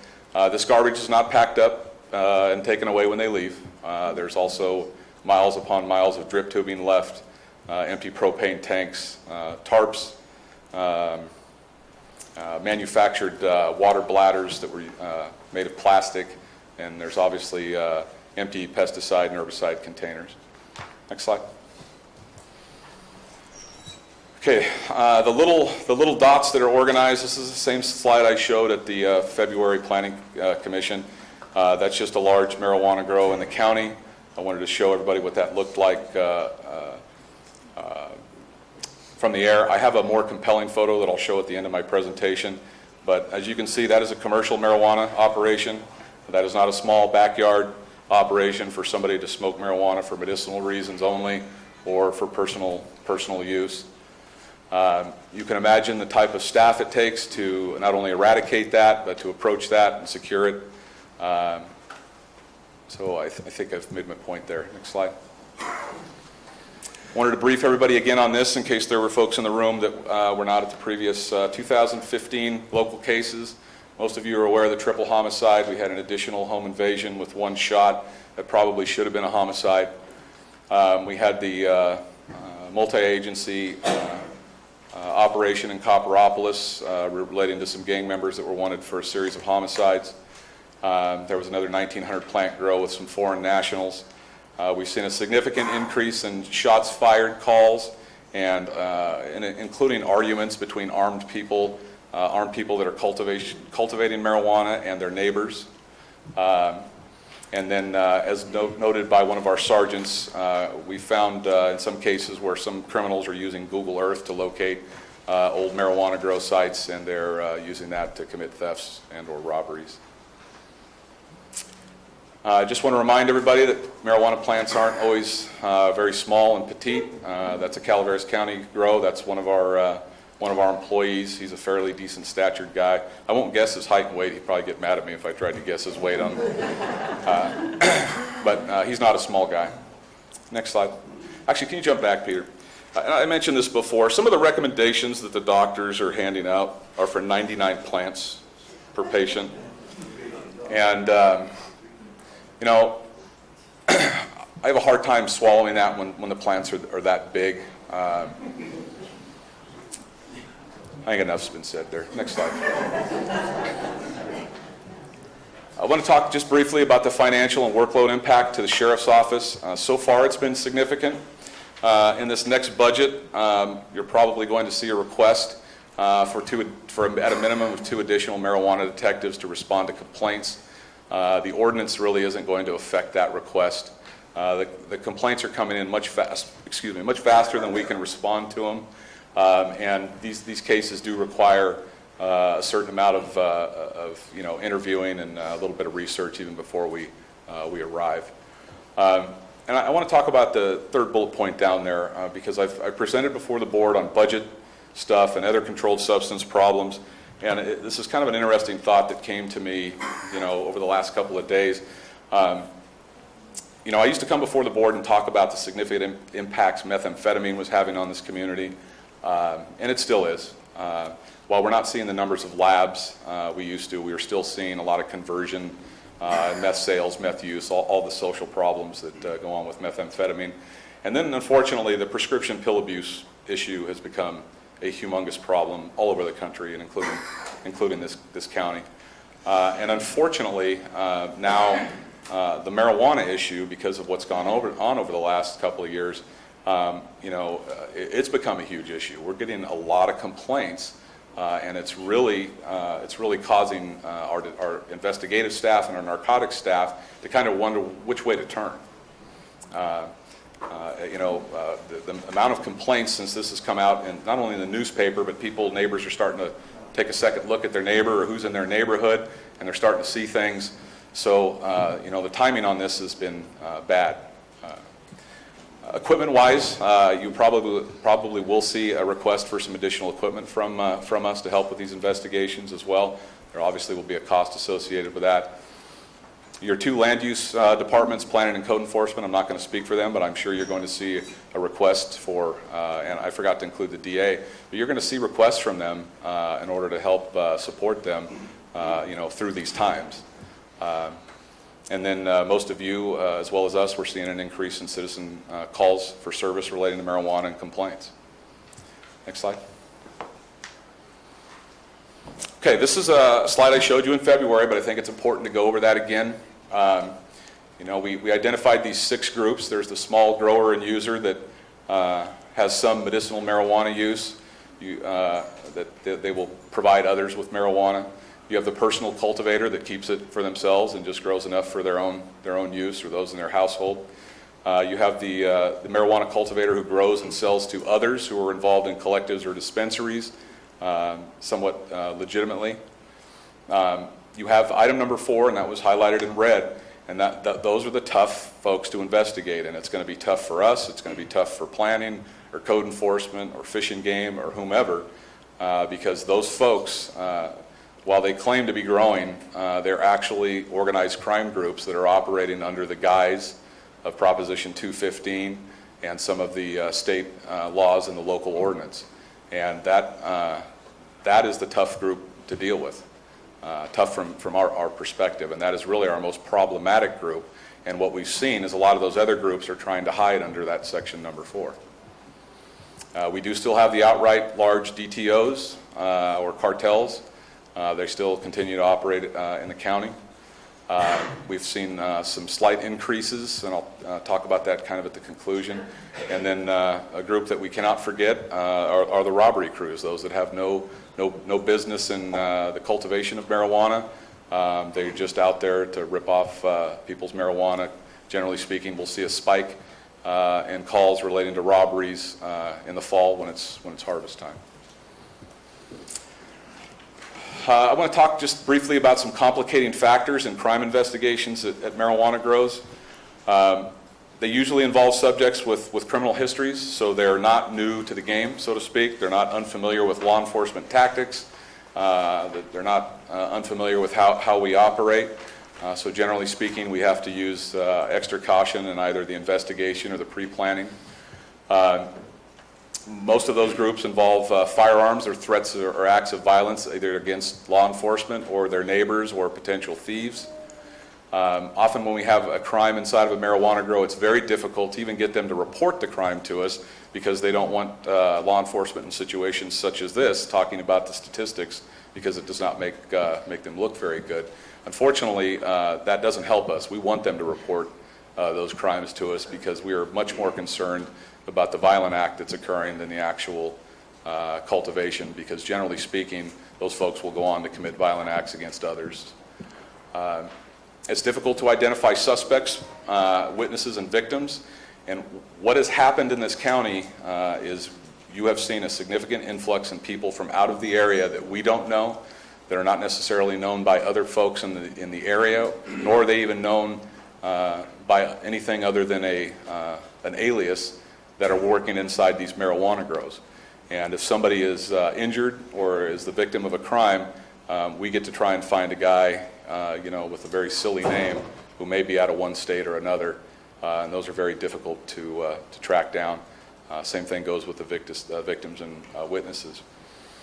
I mentioned the site brokers earlier to transient growers, people that pass through, and I want to make sure the board knows you have transient growers that will move in here and stay here and continue to grow year after year, and you will have transient growers that will come here and just spend a growing season. It may not even be their marijuana, it might, but they were here and then they take off. We observed an increase in some organized crime groups involved in cultivation in the West Point area as well. And we had a traffic stop conducted on some Southeast Asian males with New York identification and license plates. They were carrying a large water bladder. They were going from one marijuana grow to another. And we've kind of seen an influx of that, not only in the West Point area, but in San Andreas. And I can tell you that Amador had an influx of that a few years ago, and they had a homicide involved in that, and it was a very difficult case for them to investigate. Can you hit the next slide for me? I just want to remind the board that since that deadline was set, and my information is a little dated, I haven't updated it since February, but that San Joaquin, Stanislaus, Alpine, and Amador had banned commercial cultivation. I don't think I need to beat that up too much. Next slide. All right, I have 2 slides left, and this is a before and after slide. This is an area outside of West Point, and it's a rural area. And I just want to show you what it looked like before and what it looked like after. While my concerns are largely public safety, I just want you to take note of the environmental changes on this slide as compared to pre-cultivation. Next slide, Peter. And post-cultivation.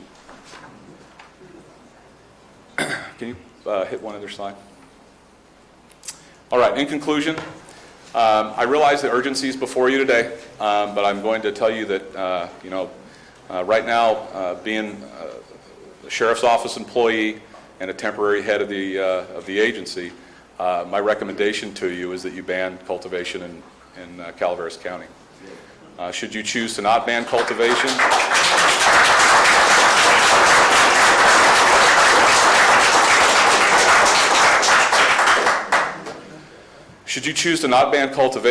I do urge you to adopt at least the urgency ordinance at the very least with the changes that I've recommended.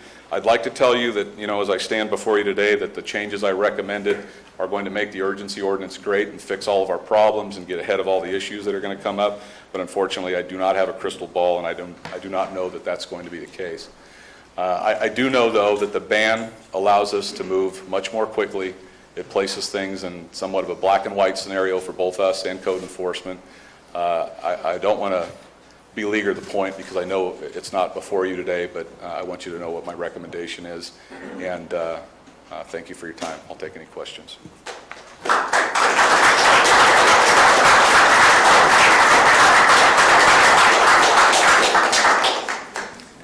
So just a reminder, keep the clapping down so that we can get through the day, if you don't mind.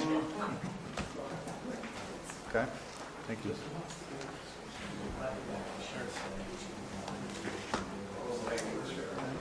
Any other, anybody else that's going to present there, Jim? Not from my office, unless I do have staff here in case there's some specific questions. Actually, I should clarify, I have some great staff here unless anybody has some specific questions. Chair, I'd like to have them remain so we can ask questions at a later time. Okay, thank you. All right, do we have any other presenters from, so we have Barbiuk, our DA.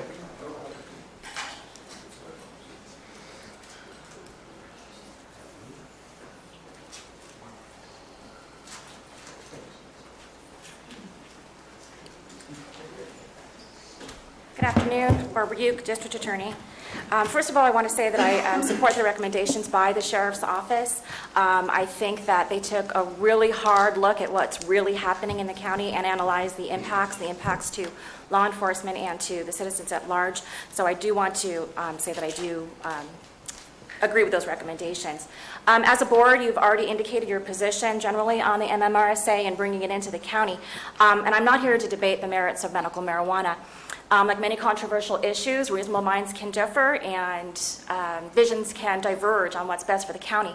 And I'm sure it's no surprise to you that my perspective is colored by the crime that we see, the homicides and the robberies and all the crime that my office is currently dealing with. Usually I come in, when I'm before you, I say I'm the center of the criminal justice world. In this situation, I'm upstream. So we've got the ground level people who need the support, who need the resources to protect the public, code compliance, and the sheriff's office. And my office's involvement in the MMRSA is definitely, kind of upstream, and we're waiting to see what's going to happen. I can tell you that my office cannot handle another homicide, especially with marijuana related. They're very complicated cases, and we already have enough on our plate in that regard. My perspective also takes into account the abuses we've seen of the medical marijuana laws over the years. I think that when they were initially proposed, the perception of people were that it was a need, and it was a good and valued need. But we've seen many, many abuses over the last 15 years, and I don't see that those are going to end anytime soon. My perspective is also colored by the fact that at dispensaries you have what's known as a bud tender. A bud tender is the person who works there and deals with the individual coming in with a recommendation from a doctor. They listen to their ailments, and they make a recommendation on what variety is the best for them to suit their needs. This is an actual profession. When I first heard it, we thought, oh, what did you just say? A bud tender? So, if you think about medical marijuana, you expect it to be a little more like a pharmacist. And I'm not saying the prescription drugs are the answer either, but you expect it to be carried out in a certain way. And with respect to the abuses of the law abuses of the law are occurring because some people hide behind it in order to make money to line their own pockets. If you truly believe that commercial marijuana, big marijuana, is the right way for Calaveras County and the future of the county, then I urge you to do it responsibly. How can you do it any other way? You have to do it responsibly. You have to build the infrastructure first. It seems irresponsible to me to just open it up and then hope for the best in the future. Hope that we pass a tax. Hope that the fees are sufficient. Hope that the Regional Water Quality Control Board is going to come in and devote their resources to policing it on that level to protect our environment. We have to do it first. We have to build the infrastructure first. I don't know if the county has the funds for that. But if you truly believe that it is the best, then it is worth the investment. It's worth finding the money somewhere, not my department, but some other department, or borrowing the money, or finding it somewhere in order to make that investment. At a minimum, the infrastructure has to include code compliance, the planning department, sheriff's office, environmental health, roads. I'm sure there are other aspects of the county that need support. Like I said, I'm upstream, and I'm just hoping every day that we don't have another homicide, we don't have another robbery or some other horrible crime occurring. But the immediate need is for this very basic level of infrastructure. Without sufficient infrastructure to support the enforcement, meaning to do it right, then you are sending a clear signal that you have no intention of actually enforcing the ordinance. Certain aspects of Calaveras County have made it ripe for the industry to want to come here. Our climate, cheap land, water, and our lack of resources to enforce marijuana laws. This has made us a magnet for those who seek to take advantage of those attributes to make money, and that's why we're here today. We saw it immediately, and it was completely predictable, I think, when you sent out that signal that we do want to engage in commercial marijuana. And that's, like I said, it's exactly why we're here today, because of the land rush that resulted. We are attracting it because of these particular attributes. Now, the climate, the land, those things are fairly stable, although I understand that some of the properties are going for 3 times their value. I don't know how long that's going to last. I don't know what's going to happen to the water. But there's no secret that we have insufficient resources already to handle the enforcement part of it. There is no fake in that. We can't suddenly say, oh, we're going to invite this and you better watch out because we have the personnel to deal with it. We do not. And we cannot hide that. Like I said, code compliance, planning, the sheriff's office. I don't know how county council's handling all this. And if we're going to rely on county council to assist with some of the administrative procedures and the abatements and civil suits, even county council's going to need support on this. And I don't know what kind of claims or suits might be coming on whatever ordinance is passed, but I can imagine that is going to also cause a burden on the county. Like I said, my office is already over the edge with the amount of homicides over marijuana. Our continued lack of resources to enforce the ordinance will continue to make us a target for others who want to exploit our lack of resources in order to make money.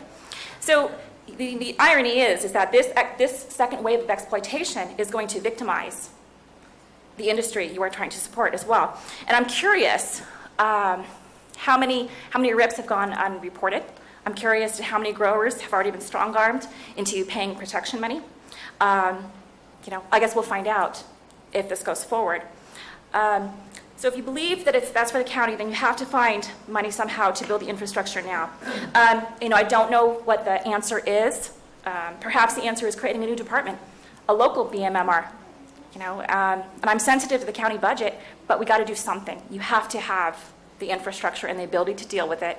And if you believe it's the best, then you think it's worth the investment, and the investment now. But I do know that taxes are kind of hard to pass in Calaveras County. So I would say that if you're absolutely convinced that you can pass a tax later, okay. But I think that it might be a little more prudent to work on passing a tax now and maybe having a tax in place before an ordinance is passed. I know that it's number 9. I think the next item on the agenda is the fee. The fee is $220. And I realize how that came up, and I realize that this is just the registration portion. I know we're not talking about the fees for the ordinance ongoing and the larger structure of the ordinance, but $220, I believe, is only covering the planning department's costs. If the assumption is that we are going to do it right and have code compliance be a part of it, and we already know that code compliance can't necessarily go out in certain situations about the sheriff's office, you need to look at those costs as well. The fee seems very low to me, especially given how much money can be made.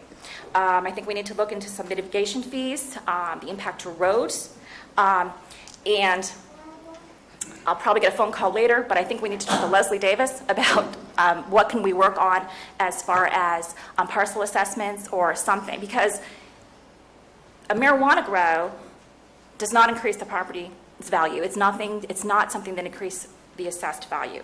I think we need to increase the abatement penalty. My understanding is that we're just defaulting to Title VIII, and it's $50. I think it's $50. So I've looked at the Fresno County ban. They have $1,000 per plant and $100 per plant per day. Now, their structure was put in place before the MMRSA, so I have not had a chance to talk to County Council about what kind of fee structure and what kind of penalties we could put into place. However, as a land use issue, as a nuisance issue, that is something that's inherent in the county's control. So it seems to me that that is something that we should consider if we are going to truly welcome the commercial marijuana. As far as the ordinance specifically, I don't want to repeat what Captain Macedo said about certain of the provisions, but turning to 17-95165 AF, I do have concerns about a couple of these, specifically the notarized declaration signed by 2 people. That seems wholly insufficient to me. I would request that that be removed as sufficient proof. Same with number 2. With number 3, which deals with a photograph or a satellite photograph, I'm not aware that medical marijuana looks any different than non-medical marijuana. So while I understand that makes sense, you want to show if you have a prior photograph that shows a marijuana grow, how can you tell from a photograph that it was medical? That makes absolutely no sense to me. So I request that that be removed.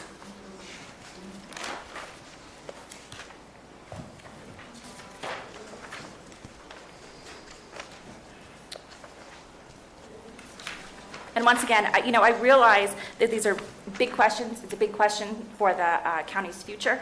I appreciate your time. I appreciate your attention.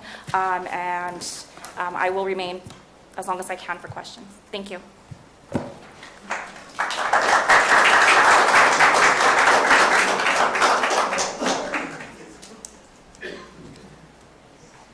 Okay, any other presenters from the county?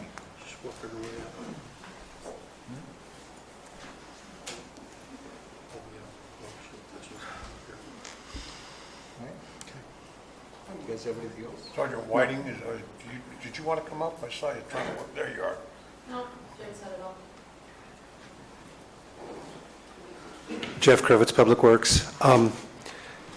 This emergency ordinance or a potential future permanent ordinance will affect Public Works.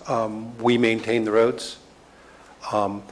If there are uses out there that are beyond a residential use or new residential uses, we are charging a countywide RIM fee. So with a permanent ordinance, I'm assuming that there will be some RIM fees charged for potentially the construction of greenhouses and other support structures for the industry. We take care of solid waste. Our current solid waste fee, which funds the landfill and the transfer stations and the integrated waste management staff, assesses $150 per occupied residential parcel with equivalents to commercial or industrial parcels. I was a little concerned in reading the ordinance that adjacent parcels, one with a residence on it and an adjacent parcel under the same ownership, our solid waste fee does not cover any trash or solid waste or recyclables or divertibles coming off that adjacent parcel. So the only thing that I would ask is make sure that as we move ahead with this obviously important county issue, that Public Works be considered. Thank you.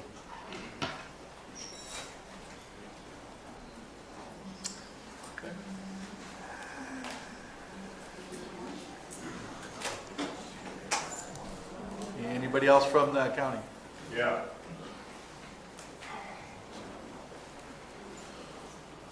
Hi, everybody. The board. Mike Renner with the building department, and I just wanted to, Captain Macedo did a great job of outlining some different issues here, so did the DA, so I don't want to reiterate anything either. I will tell you that code enforcement, we have no resources, no budget, no nothing at all. I want to make very, very clear to the board that code enforcement cannot manage the marijuana cultivation issue that's going to be coming. Just cannot with the current staff.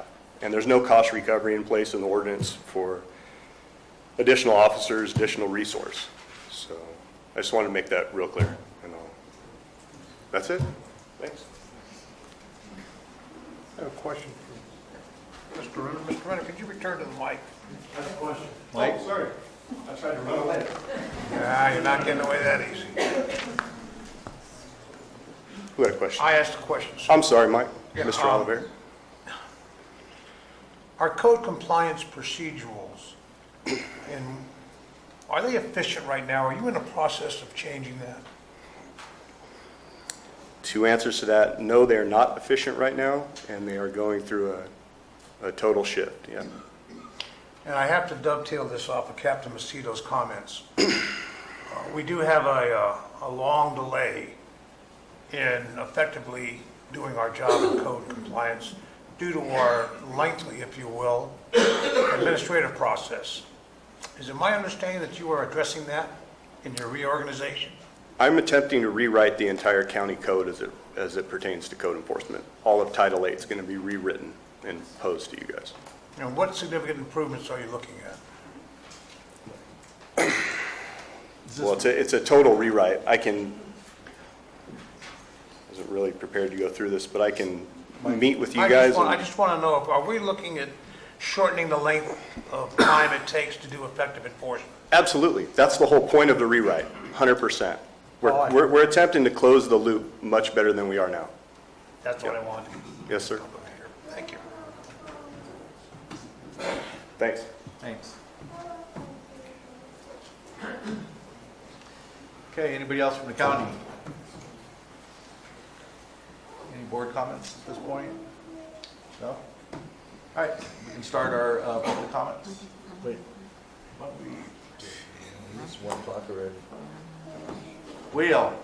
So, according to all the laws of California, we're going to have to take a lunch break.